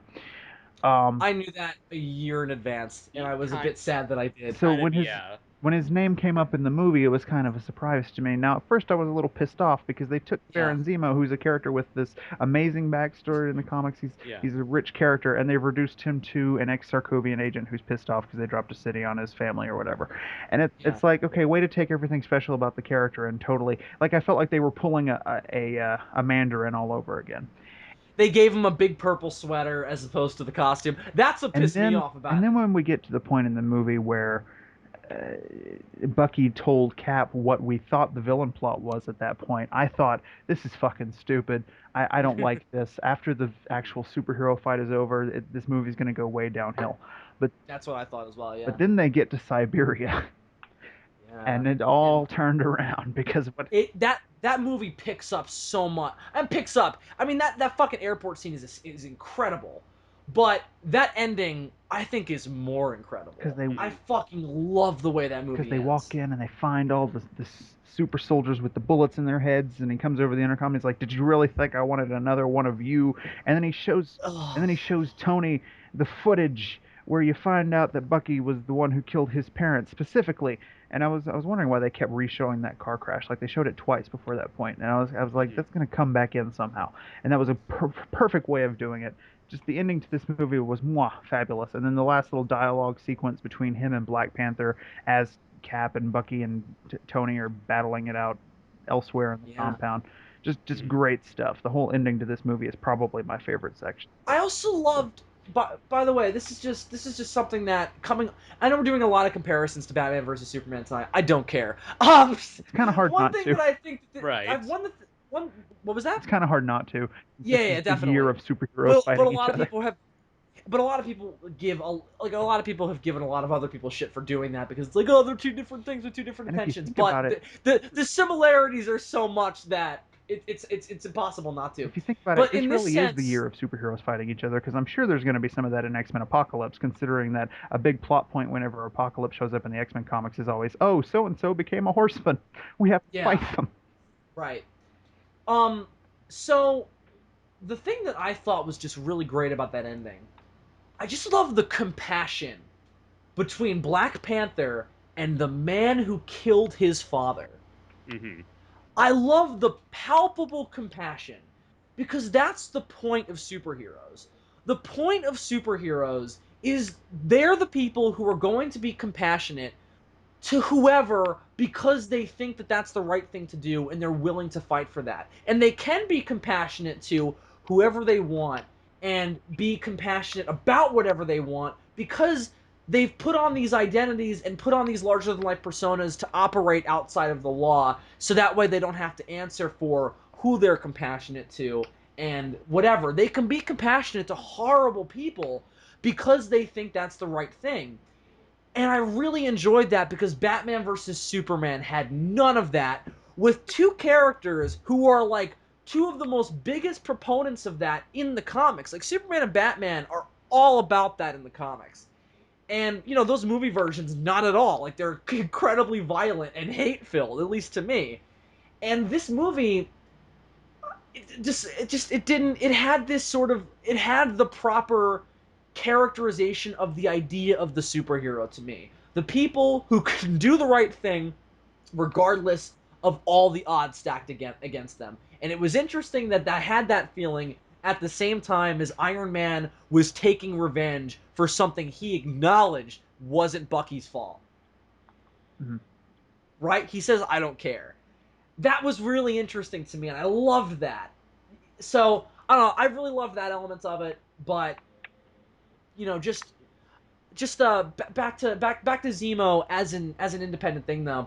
Really mixed on him. He was the other reason I should have mentioned this in my sort of general thoughts section. He was the other thing I was really mixed on because I fucking love Baron Zemo. He's one of my Yeah, favorite I really villains. hope, because they made a point not to kill him at the end of the movie. I hope Oh, that's the other I thing I wanted hope to bring up. They they didn't kill him, and I liked that too I from the hope- compassionate side. I hope that things. they bring him back later and make him more of the character that he was in the comics. Because as much as I think that's the point. as much as I love what he was doing in this movie, it still pisses me off that he wasn't quite the character from the comics. See, if they had done something like this in Iron Man 3, where even though he wasn't the Mandarin, he does something really, really interesting, then I would have been a little bit more okay with that. Instead, they just fucked everything up. That's the other thing too, is that he was a great villain, regardless of his name. Mm-hmm. Fantastic presence. His performance was great. Mm-hmm. That scene where he's talking to Bucky when Bucky's in the cell. Mm-hmm. Love that scene. He's very menacing. He might just despite the fact that he's not trying to be menacing. He like Captain America and Iron Man thinks he's doing the right thing. He thinks he's doing the right thing, Mm-hmm. and he evokes that in his performance. He acts like a man on a mission who believes that he's doing it for a just cause. You know what I found interesting? His performance was very similar to Black Panther's, I thought. Mhm. Very, like, emotionally reserved, but very rage-filled and angry. Did you guys get that sense? Yeah, I can see that. Yeah. He might be Yeah, and they definitely made parallels to that as well when T'Challa eventually confronted Zemo. Yeah, definitely. They definitely paralleled their characters, but I'm saying just even in the performance itself, I thought they were similar. Mm-hmm. See, I'm so conflicted about this point because on the one hand, I'm always for a villain in the comic book movie being a little bit more accurate to what he was in the comics. You can alter like plans and motivations to a certain extent, but I need to be able to recognize them. So on the one hand, that still kind of pisses me off, but at the same time, this is like possibly the best villain we've gotten in the cinematic universe so far. That's been what a lot of people have been talking about, and I agree. In a way, he kind of won. And then he brings that up. That's his last scene. Is that he's like, I won. The Avengers are broken up. Captain America's on the run. Also, wasn't expecting to see Martin Freeman in this movie. I was happy about Neither that. was I. I thought he was forced in. I thought he was rather forced in. I mean, I thought it was a nice bonus. He's just an agent, right? Like, he doesn't have like. Yeah, but I felt like they were making a big deal out of him for no reason. It's just like his character, like when he pops up in the movie, value. it almost came off like, here's this guy introducing this guy. And I was just like, I don't care. I love Martin Freeman, but I don't care. It was just for marquee value, you know that. It's like, hey, Marvel Cinematic Universe has Martin Freeman and Benedict Cumberbatch. Like, it's just. They'll probably be on screen together at some point. That would be They'll probably be on screen together in Infinity War. God, I hope so, and I hope there's a bromance. Well, there's a. I just hope that we get a moment between Doctor Strange and Iron Man where they're like, "Yo, we have the same facial hair." Ain't that funny? Imagine. I just want them to acknowledge the fact that they both of them happened to read Sherlock as a kid. I also hope they also acknowledge that Robert Downey and Benedict Cumberbatch both played Sherlock. I just want to. No, that's why I want. That's why I want. Oh, I'm sorry. You made a more clever joke than I did. On my bad. I just want a scene where like Martin Freeman's sitting in a room reading something, and like a guy comes, like somebody comes in and they start talking to him, and like he sets down the book, and you realize that he's reading The Hobbit. Oh. Yeah. Or reading Sherlock Holmes. Indeed. You could be like, I like this book. The main character is one sexy little guy. David, you've been quiet. Take us to a place, my friend. I'd like to take you to Japan, but it's expensive, and Andres already lives there, so we should ask him to send us over. You can't take him to Japan because I'm already here. Yeah, isn't that more of a reason to take me to Japan? Also, I love that you're taking me to Japan. Like, are you gonna pay for me? Is this gonna be a fucking date? You said take us somewhere. Well, I mean, take us in a direction of the conversation, Dave. Oh, I don't think we can go to Japan though. I don't think we can go to Japan though because I don't think they would respond well to our arrogant pseudo-intellectualism. No, I don't think so either. No. You see, for the majority of the population, our kind of conversations would just fly over their heads because we'd be talking way too fast about shit nobody cares about. And also, we're speaking a different language than their primary language, so it would make sense to me that it would fly over their heads. As much as I enjoy talking over people's heads. Yeah, we should do that more often. We should literally stand over people and talk about stuff. I wonder if there are any Japanese viewers out there who like American TV shows like Two and a Half Men or something. Just as much as we like Japanese shows. Let's see. Because I know in America, there's Andres, are there like some Japanese people over there right now? One person. Are there some Japanese people? No, I didn't get my sentence. I'm just imagining, are there like some Japanese folks over there right now who are like super stoked about this Powerpuff Girls reboot? Like, how much do they follow our animation? Because we follow. They follow Disney a lot, definitely. Disney animation, yes, but not. Well, Disney is like internationally like exactly. Everybody that's loves obvious. Disney. Yeah. So I don't think there's much after that. After that, are some American dramas and American. They're not big fans of DreamWorks like Kung Fu Panda and Shrek and all that. Really, because like the majority of the Japanese audience here, they just find animation to be something for kids, and they kind of abandon that sort of thing once they become older. They're not interesting. They're not like because of the violence of in the anime that they produce. Actually, a lot of that sort of anime, that's for like a very niche audience here in the country. It is okay. That's what I figured. Yeah. A lot of I've said, like you weren't here, Bill, but like a lot of the more mainstream anime that's in Japan right now, it's either stuff for kids featuring very cartoony characters, or it's aimed at a certain demographic that enjoys cutesy high school drama, romance stuff, kawaii stuff. It's just so interesting. And then all like the high concept fantasy stuff. That's primarily driven by American audiences, ain't it? Probably, yeah. So it's like that's so fascinating. It's just that's funny that because find, like the reason anime to be like so childish, considering that anime was one of the things that introduced the concept to Americans that like, hey, animation can be for adults too, and taken seriously. Yeah. All right. Well, let's get back to Civil War, David.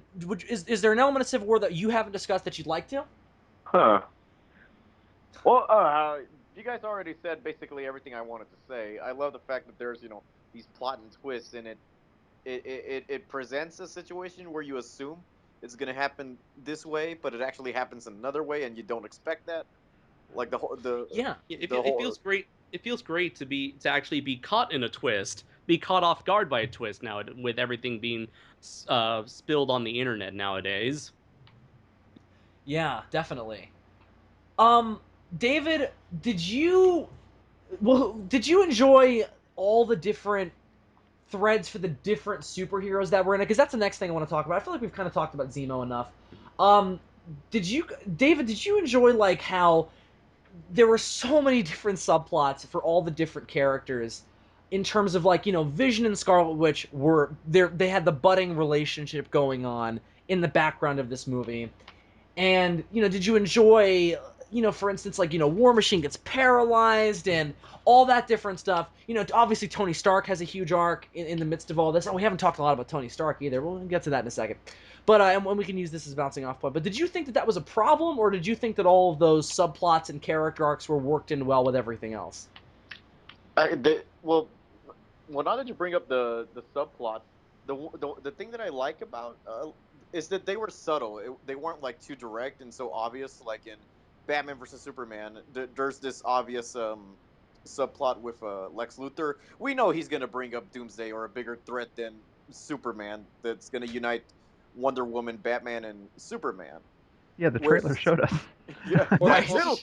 Or it's like it's not going to be a subplot like the Lois Lane bullet investigation that goes absolutely nowhere. Right. Like that. And is painfully obvious from the second it happens. Mhm. Take note, Hollywood. The trailer for Civil War did not reveal Baron Zemo, and it helps so much. We didn't see or hear from Zemo until we saw the movie. He wasn't in any of the trailers. I don't know. I thought that was cool as well. Yeah. But let me ask you guys then, because this is a big point of contention with this movie for me. What did you guys think of Vision and Scarlet Witch? I liked it. Yeah, I thought it felt natural. Yeah, that they took up so much screen time. Yeah. Because I mean, if you're familiar with the comics, then you know. Well, yeah, I know that they end up boning, but yeah. I don't know how Vision does I that had a precisely. bit of an issue with it in the But theater. by the way, I just enjoyed the fact that Vision is just wearing a sweater throughout the majority of the movie. Oh yeah, that's fucking great, and that's a comic book reference. He dresses like that in the comics. I like how true to her comic book self Elizabeth Olsen plays Scarlet Witch. You get the sense that she's slightly off balanced, like mentally. Yeah. Performance, I think I said this earlier. Performance-wise, God, everybody is good in this. Like, fucking. I'm hoping maybe fantastic. eventually, because I don't know what their plans are post Infinity Wars or whatever, or Infinity Gauntlet, whatever the fuck. I'm hoping maybe eventually they might do the whole Avengers disassemble thing, because that's so interesting.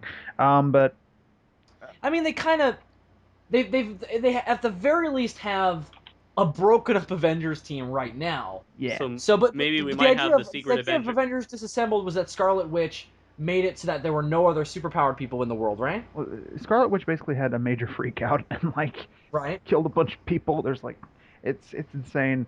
And then Which is sort of what they do in this. what I think what you're referring to though is more. See, it's been so long. Then they do the whole House of M thing where she gets rid of all the mutants on the planet. Right, the thing is, I always get those two storylines mixed up, and I don't know a lot about Avengers Disassembled, but... So what goes down in that you remember? Shit. You know what? I've got a book somewhere around here. I've got one of those old, fucking visual guide things for Avengers, and it gives a breakdown of it. If I could find that, that would be much more intelligent than one I can remember.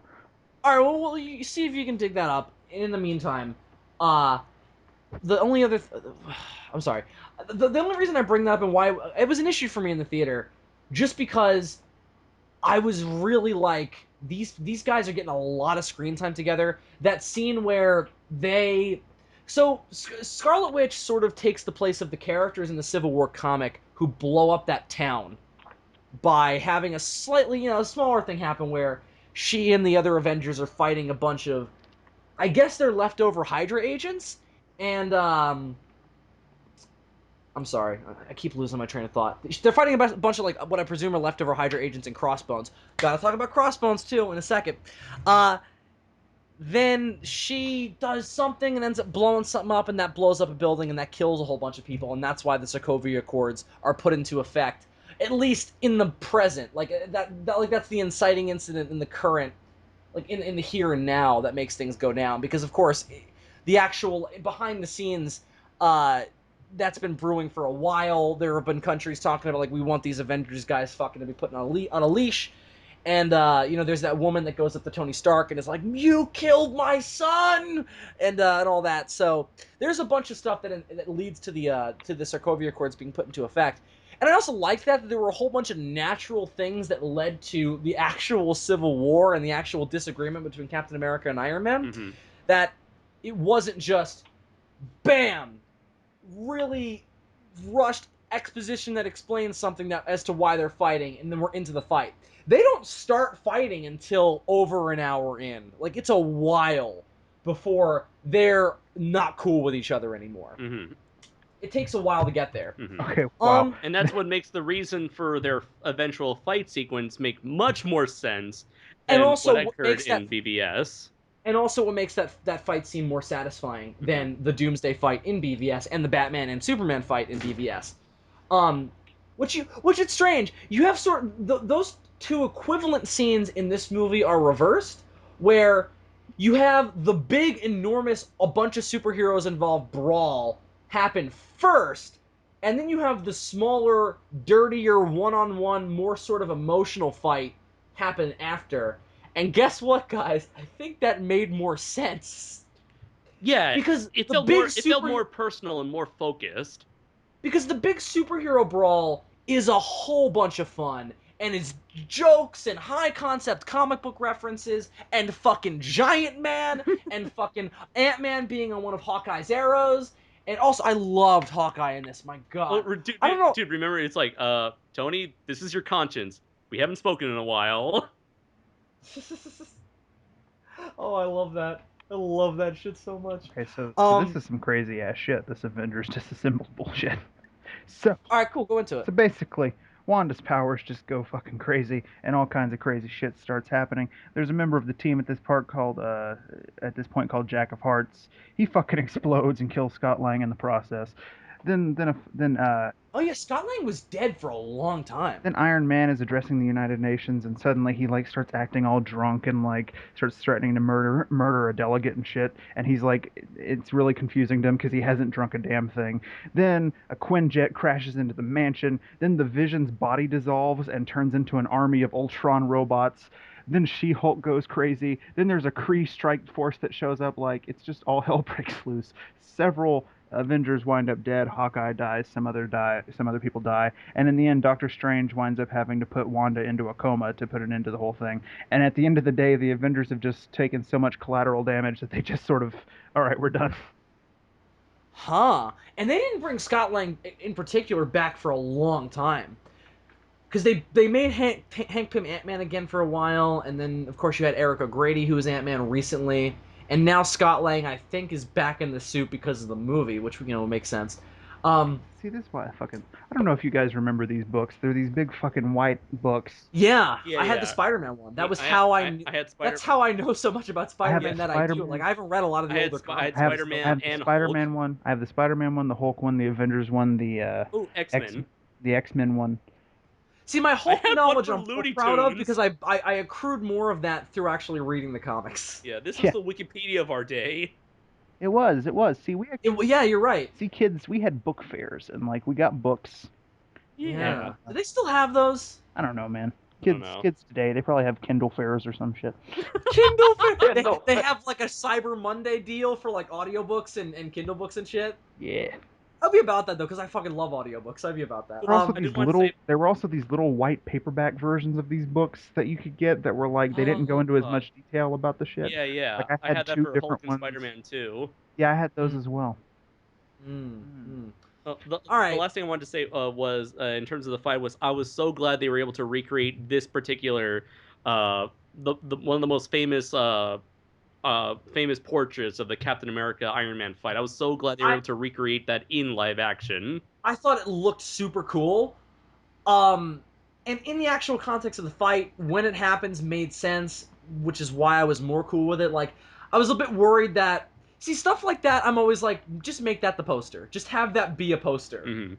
And don't even have to worry about making it happen in the movie. Mm-hmm. But that scene is so intense, and has been built up to for so long, because you've also got to remember, we've been building to that fight for 4 years. Because in the original Avengers, there's a moment where Captain America and Iron Man are about to have a fight. Mm-hmm. And Cap is like, put on the suit. We'll go a few rounds. And he keeps going, put on the suit. Mm-hmm. And this is the first time we have ever had Tony Stark and Steve Rogers in both of their respective costumes, ready to go, geared up, beating the shit out of each other. Yeah. And that payoff was so satisfying because that fight is great. Brutal. Bucky loses a fucking arm and. Yeah. All right, so we're running on. We're not running on time. We're approaching the end. Mm-hmm. What did you guys think of the Winter Soldier? Because Mm-hmm.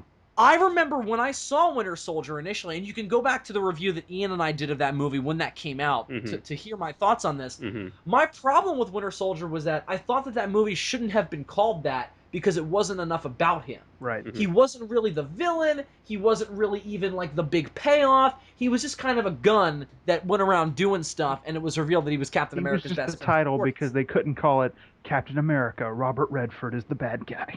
Exactly. Captain Exactly. America, Hail Hydra. Captain America, the Serpent Society, or any of that. Yeah. And in this, I was really hoping that the third Captain America was going to be more about him, and thankfully it was. He's he's very much so the crux of the story, with the pursuit of him leading to the ultimate conflict between Captain America and Iron Man. The Sokovia Accords are they're the inciting incident for it, but the actual rivalry and physical confrontation between them is over a personal thing. And did you guys like that as well? That the actual, knocking teeth out fucking, fist hitting faces thing was a personal beef.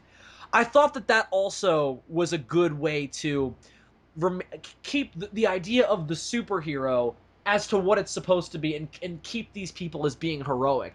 That their actual beating each other up remains as a personal thing, and they don't jump to that just because they're like, oh, we disagree on our opinions, know?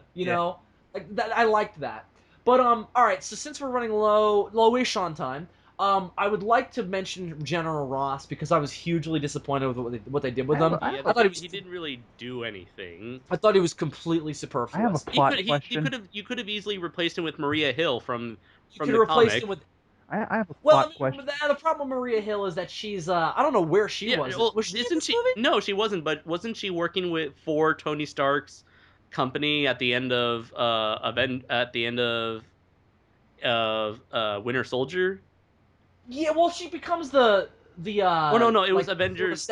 She becomes like the I don't know what you call it. I want to say secretary, but that's not really accurate. Right. She becomes like sort of like the office manager of the Avengers is how I'll say it. Like the person who does all the Avengers paperwork and all that. She becomes what's her name from Ghostbusters. Janine. Janine? Yeah, Janine. Chris Hemsworth in the new one? Yeah, definitely. I just picture Maria Hill now. She becomes Thor.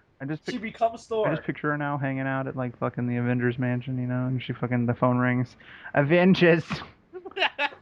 Avengers here. What do you want? Of course they're serious. All right. General Ross, I thought was superfluous, though. You could have had him be any character. There was no There's this reason character. why. There's this character in the. What was his name? There's a character in the Avengers comics. I don't want to whip the book out again. There's like some government agent that like was assigned to like watch over the Avengers for a while. He had glasses. They could have made it that guy. What was his fucking name? I don't know. Shit. But they could have made it that guy. But I thought that the inclusion of General Ross wasn't taken advantage of enough. Like, he was a very morally ambiguous character in The Incredible Hulk. And then in this, of course he's supporting something that is deemed as, not moral anyway. But this just isn't General Ross's shtick. He's not supposed to be...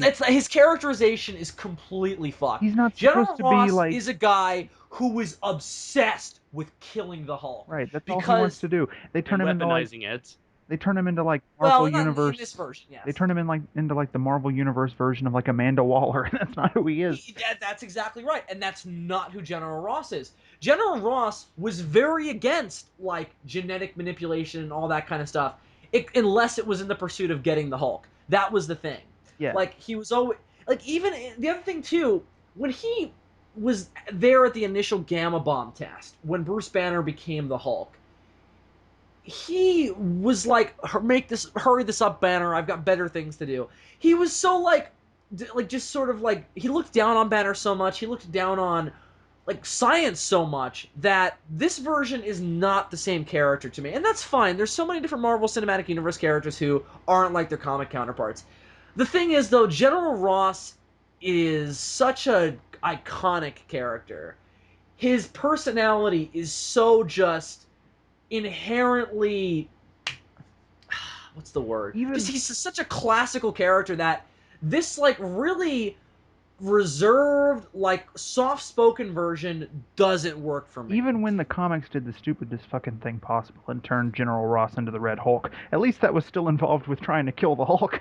Like, I just feel, and I mean, in this, it's like, I guess you could say he's trying to control the Hulk, because, like, you know, the Hulk was an Avenger. So at the very least, he's trying to sort of do the same thing, but his characterization is just way off to me, and what he's doing, I don't know, I don't understand why he would care necessarily. His motivations for his involvement in the act were not made clear, and they should have been. It would need, like, a moment, like a monologue or something, explaining why he decided to expand his view from just pursuing the Hulk to worrying about superhuman characters in general. The problem is there would be no place to put it because this movie is already packed. Also, regulating them. Oh, that's why they should have cut him. He was an unnecessary complication because he's a character we've seen before. All he's there to do is to butt heads with Tony Stark. Also, I don't like that they... Alright, this is just a personal thing. I'm a huge Hulk fan. Him not being General Ross and instead being Secretary Ross, you know, being the Secretary of Defense, I'm like, I want him in that green uniform, and I want him chomping on cigars, and I want him blowing stuff up. But that's just a personal thing. You don't promote Thunderbolt Ross. You don't do it. He's a general. He's also... A lot of people in the Army don't like him. Like, he's not very well liked. He's very well respected, but that's because he gets results. He's not well liked, though. S.H.I.E.L.D. fucking hates him in the comics, and, like, nobody likes him. I mean, he's an asshole. His daughter hates him.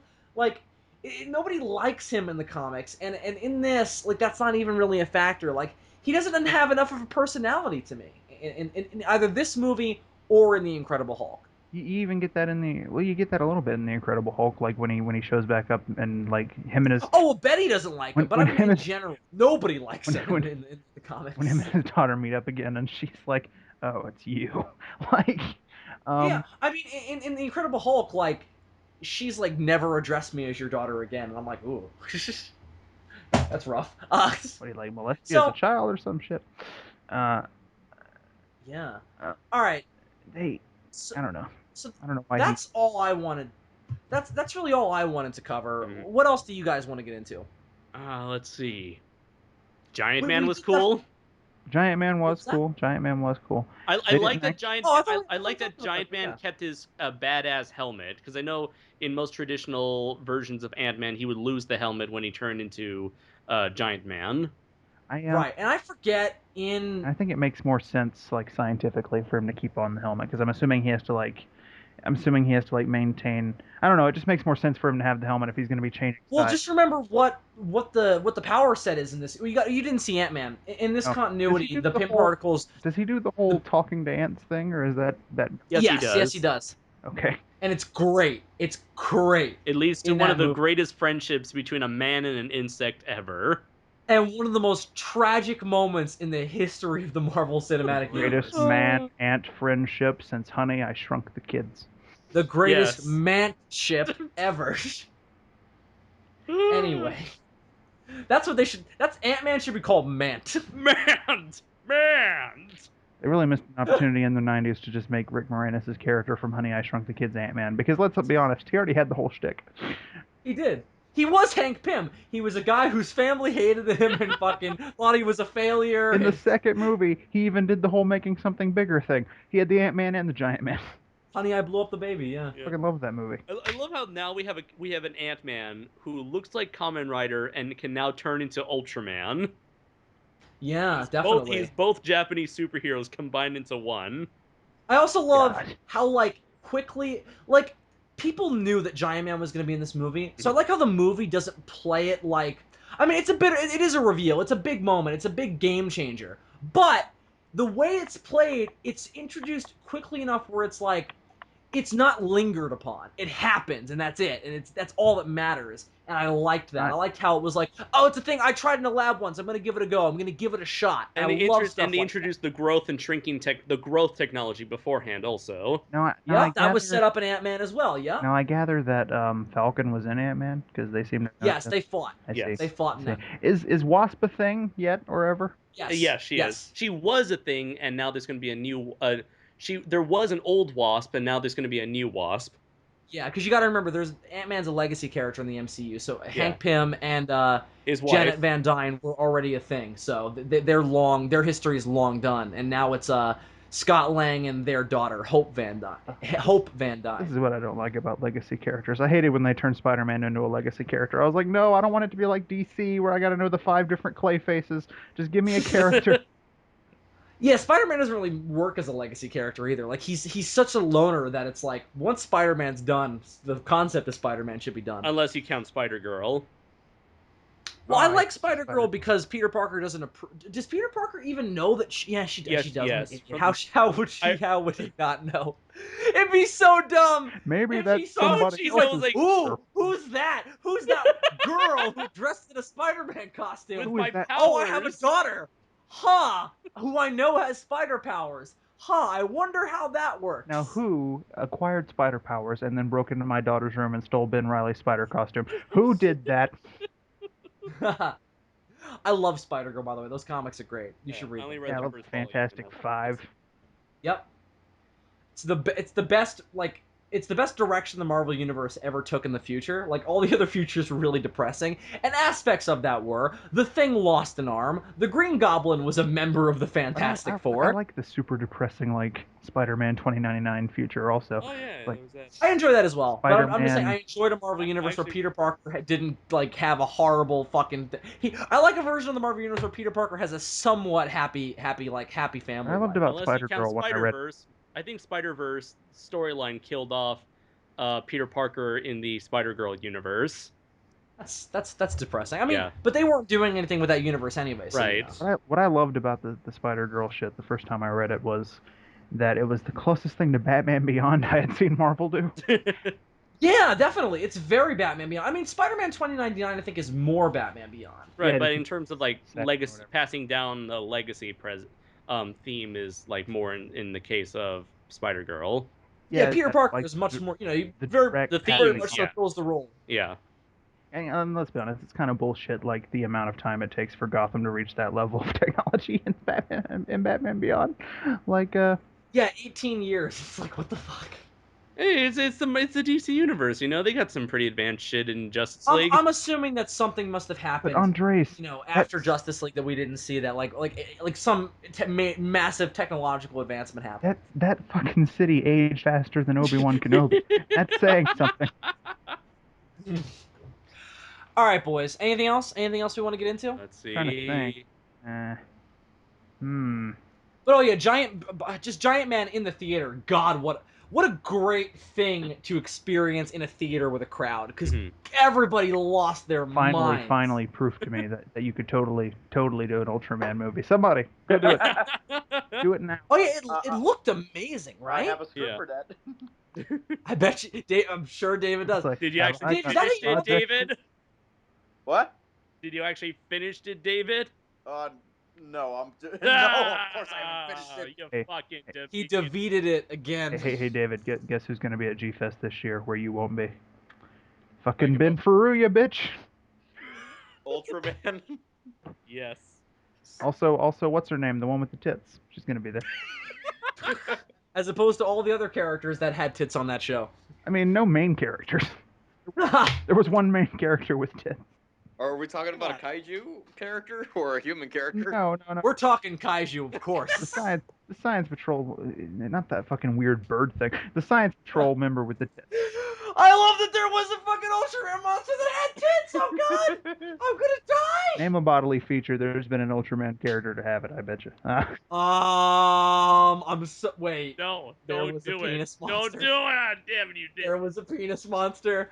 You gotta send me a picture of that before we wrap up. There's this great moment in Dragon Ball Super where Jocko introduces them to the Galactic King, and if you haven't read Jocko the Galactic Patrolman, the Galactic King is basically an octopus that wears a crown. That's what his species looks like. Anyway, Goku grabs one of his tentacles, assuming that it's like shaking a hand, and everybody looks at him crazy, and the Galactic King reveals that the specific tentacle that Goku has just grabbed is not a hand. It is in fact his dick. Does he say that was my penis? Like, what does he say? I'm looking at the image right now. I googled Galactic King, and that's one of the first images I found. Not, what does he say? No, don't do it. Let him read it. I don't know if these are the exact same subtitles. That's my pee-pee! Okay, so the subtitle version... That's fucking... Look at Goku's face! Look at Goku's face! The subtitles on the version I read said winky, so I guess it's just a Japanese word that means... That's my winky. Oh, that's amazing. Anyway, just like Civil War, guys. Would you guys say it was amazing? If you guys were asked, would you say that Civil War was amazing? It was. Anything like Spider-Man. He was. I would say he was amazing. He was amazing. Spectacular, even. Ultimate. Web of, some might say. Web of. 2099. I wish I could take credit for that joke. I did not come up with that joke. I have to give credit to Geekvolution for coming up with that joke. Credit to Buttface. He was totally shattered. He was totally shattered dimensions in this movie. I tell you. He definitely. He certainly was Edge of Time. The sequel that nobody played today. Oh God. Nobody remembers that Spider-Man Shattered Dimensions had a sequel. No, I certainly had forgotten. Anyway, all right. So. Guys, because just to back to the question I asked, I don't know. It didn't amaze me when I saw it in theaters, and maybe again second time we'll see what happens. We'll see, but I think there were amazing components of it. There were things that amazed me about it, but I wasn't amazed when I walked out. I was certainly again, I was a bit mixed. I was certainly amazed and pleased with it. I just walked out of it thinking that Winter Soldier was a much tighter film, and I couldn't help compare it since it is the next one in the Captain. Oh yeah, I think they're designed to be compared in a way. Yeah, I mean, and there are narrative threads that carry right over. I mean, in the last movie we got to see Peggy as an old woman. Here we got to see her as a coffin. What a versatile actress! Truly, Haley Atwell's best performance is Peggy Carter. Savage. No, I love her. Much better than in that first movie. I think she's awesome. So I don't want people to think I'm serious. Her portrayal in this movie totally eclipsed both seasons of Agent Carter. Which I haven't seen, but apparently that's very good as well. I actually haven't watched that though. I heard season 1 was good. Season 2 was just more of season 1. Well, I mean, wouldn't that be a good thing though? Not according to the fans. Okay, interesting. All right, her performance as Corpse was much better than Agent.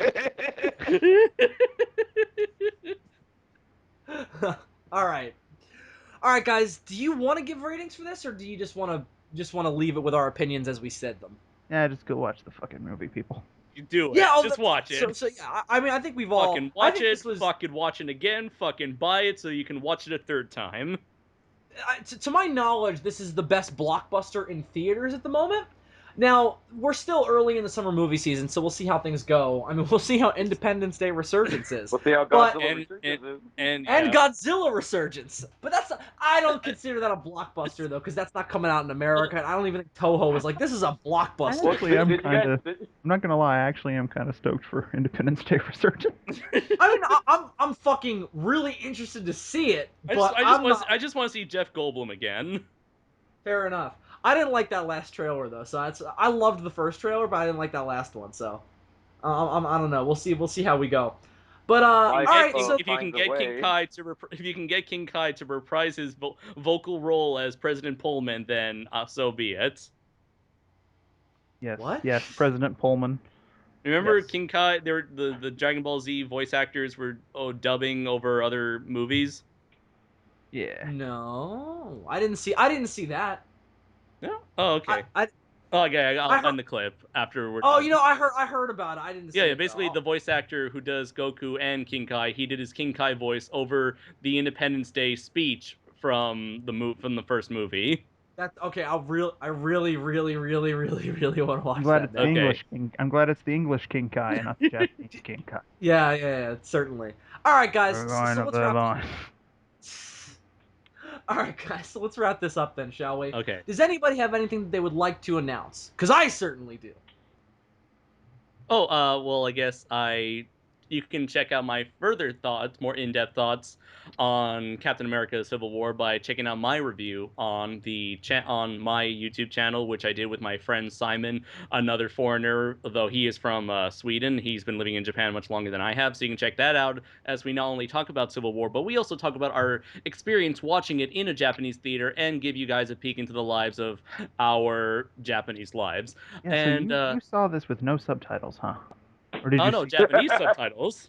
Oh, okay. He saw this with lots of Oh, subtitles. right. I forget. Yeah, okay. I got that all. He watched it dubbed in Japanese with the cast of Dragon Ball Super playing all the roles. Oh God, Captain America with the voice of that bitch from Goku. But you've watched Japanese. You've gone and seen Japanese movies in that theater and like had to witness a movie with no subtitles. What's that like?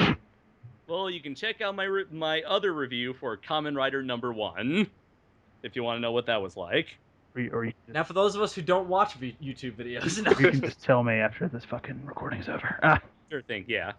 And let's see anything else. broke him. You broke him. I don't have anything planned at the moment, although let's see.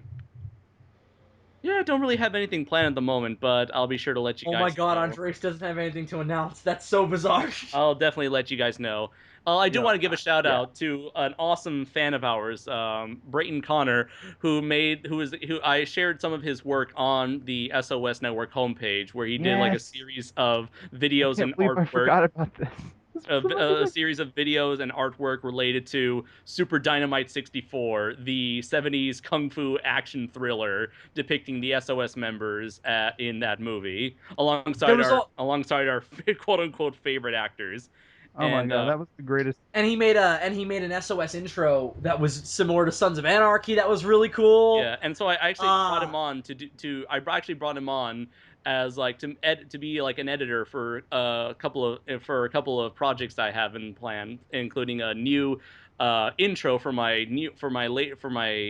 future scripted movie reviews, as well as a new intro for my what do you call it? A channel intro, like that video you would put to introduce new subscribers to your channel. Right. How's that, I need to pick one of those because I still just put up whatever new video I have, like the old days. The dude definitely has talent when it comes to editing. Oh, clearly. Yeah. He also did like a meme based on the last the previous to this week's episode of DFOS. That was I just love the hashtag. He put epic rap battles in history. I died. I fucking cried when I read that. It's Dillion with a lightsaber facing off against Master Splinter. Yeah, which was of course a similar situation was described in that episode of DFOS. Grace, yes. Any news regarding a certain list of giant robots that you enjoy? It's almost done. All right. Yep. Sounds enthusiastic. Fuck yeah, I'm calling out Andrew on this, okay? Okay, Andrew, you better finish it soon. All right, it's now your your name has now been listed this episode. This is You've been blamed. You've been blacklisted. Is that the same Andrew that we all know? Yes. Yes. This has quickly become. For some reason, every time someone brings up his name, I just think of Elton John's song "Blue Eyes." Oh. That's his name on Skype. Yeah. But, I mean, this video keeps getting pushed back. It's become like the Ghostbusters 3 of Andres' channel. Like we gotta. Brother, it's become the mighty number 9 of my channel. Oh God, we gotta turn this shit around. All right. Well, the video's gonna the top Andres Kaiju Noir's top 15 giant robots. It'll make you cry like an anime fan on prom night. It'll make you cry like a Kaiju Noir fan on Friday night, not having that video to watch. All right, so Andres, is there anything else that you want to say? Nope, I'm pretty much done. All right, so the only things I'll say are I just put up the new DFOS the night before we recorded this, so you can go listen to that. That's episode 81, in which Dillion and I actually did a review of the Resurrection F stuff from Dragon Ball Super, so you can go watch that or listen to that rather. if you'd like to. And then also podcasts with Dylan and I. I just finished editing the first part of a year-long series we're going to be doing, where we're going to be doing a retrospective on Godzilla Odyssey. Now, we announced this in that last episode of DF West that we did. So again, if you want more details on it, you can go there, because I have to pee really bad, and I'm not going into it now. That series will be going up before this, though, so that podcast should be up by the time this goes up. So you can take a listen to that if you'd like to. In that, Dylan and I give our thoughts on the first issue of Godzilla Odyssey that we did actually put up. 3 Godzillas, what could it mean? So it's a review of that, and it's also Wasn't I supposed to write a Pacific Rim episode for that? Yes, you were, and we're going to helped do a video on that one, too. You helped us come up with the plot, and I have an outline for that we'll be discussing when we get to the 3rd episode. See, the interesting thing about this for the fans is that once we get past the 2 issues that we've already written, then we'll start doing videos about the stories that we never actually finished. And so you'll actually find out what the fuck was supposed to happen, and finally all of your questions will be answered. That's the thing about this last one, was it was kind of that this last one was weird, because this and the next one won't really be what the rest of the series will be like. Yeah. Because this last one was half of us going, here's what happened, and then the second half is, here's what we think of this story 2 years after I wrote it, and that's what the next one's going to be too. And the third one will be a little bit of that, but it'll be more so like, I mean, that Pacific Rim one is so detailed and plot anyway that... Yeah, we pretty much had that one completely planned out. We just never got So it'll also pretty much just be like these last interesting, because two. some of these issues we had like precise plans for, and then others we didn't really know what we were going to do. So each video will be a little different, because some of it will be, this is what we were going to do, and other ones will be spitballing ideas like on camera, like, well, we could have done this with this, because we had the ideas for the crossovers we were going to do. We just hadn't figured out what all the stories were at that point. Right, and if you also just want to hear Dylan and I doing something that isn't, and you talked about this at one point, where it's not us doing traditional podcasting, it's us basically talking about writing and talking about working together as collaborators. And I think it's interesting to listen to that as well, just because we don't talk about that a ton on recording in the podcast and everything. So if you want to hear us discuss what that's like and some of the issues that crop up and some of the benefits to it and all that, you can listen to that as well. So, look for the first episode of the Godzilla Odyssey retrospective. It's up now, so you can go take a listen to it. And in terms of other stuff, you can look out for my new series that I put up the first episode of last week, where it's part of the Zazubaar On series. That's just a name I put on stuff when I want to talk about stuff, but I'm using it as sort of a regular name for this series of vlogs I'm going to be doing one a week, where I basically just open up my Facebook feed one morning and just go through as much news as I care to go through and talk about it as I see it. Just because I don't do a regular news show except this, so I don't really get to talk about stuff as it happens, and that'll give me sort of a means to do that in. So that's why I'm doing that. So you can go watch the first episode of that. That's also up. I put that up a couple days ago, so you can go watch that. This is a news show? What was that? This is a news show? In part, not this particular episode, but in part this is a news show. It is when we do, shit you may or may not care about with Andres Perez. Yeah, Right. For example, there's a new Ultraman show coming this year called Ultraman Orb. Bet you didn't know that. Now you do. Well, actually, that is shit you may or may not care about with Andres Perez. Actually, Andres, I realize that you're living in Japan now, and it's kind of hard to tell what we Americans are aware of, but I've heard of that. I heard that spoiler long ago. Yeah. Yeah. All right. So I think that's which one of us is Bill Pullman that says that America is not the greatest country in the world? That's not Bill Pullman. That's Jeff Daniels. They look the same. They do. I don't disagree. All right, guys. I really got to pee, so let's wrap this up. Any other announcements can wait. All right, guys. So that's going to do it for this week's episode of the Sons of Serizawa Podcast. We hope you enjoyed it. Look out for more stuff from us in the future. Until next time, I'm Bill Worster, a.k.a. Zazubaar. Now, Bill, are you going to take the computer with you to the bathroom? No! Fucking say goodbye so I can go pee, you son of a bitch. Wait, we didn't say goodbye? I mean... You have to say goodbye! Say, I'm David, a.k.a. Gorzard. Bye, everyone, like we have for the past 2 years. Say bye before I do, David. No, 3 years now. 3 years now we've been doing this. I thought you already said... I thought the goodbye from you was already implied. And I was just gonna run away. I have to say the scientist sound at the end. You gotta realize, so doing Bill, that's still a thing? Yes. Stop you being gotta a realize- goddamn David. Billy, Be on your show regularly. you gotta realize that even though we've been doing this for 3 years, he's been in like 10 episodes. So That's true. So I suppose it's understandable. Wait, was I really in 10 episodes? Oh, that's exaggerating. I've- It's probably not that much of an Fuck's exaggeration. sake, David. I honestly lost count. David, say goodbye, please, so I can go to the bathroom. Goodbye. I am David of the planet of the Davids. he's embraced Perfect. he has embraced his density. Super Damn 64.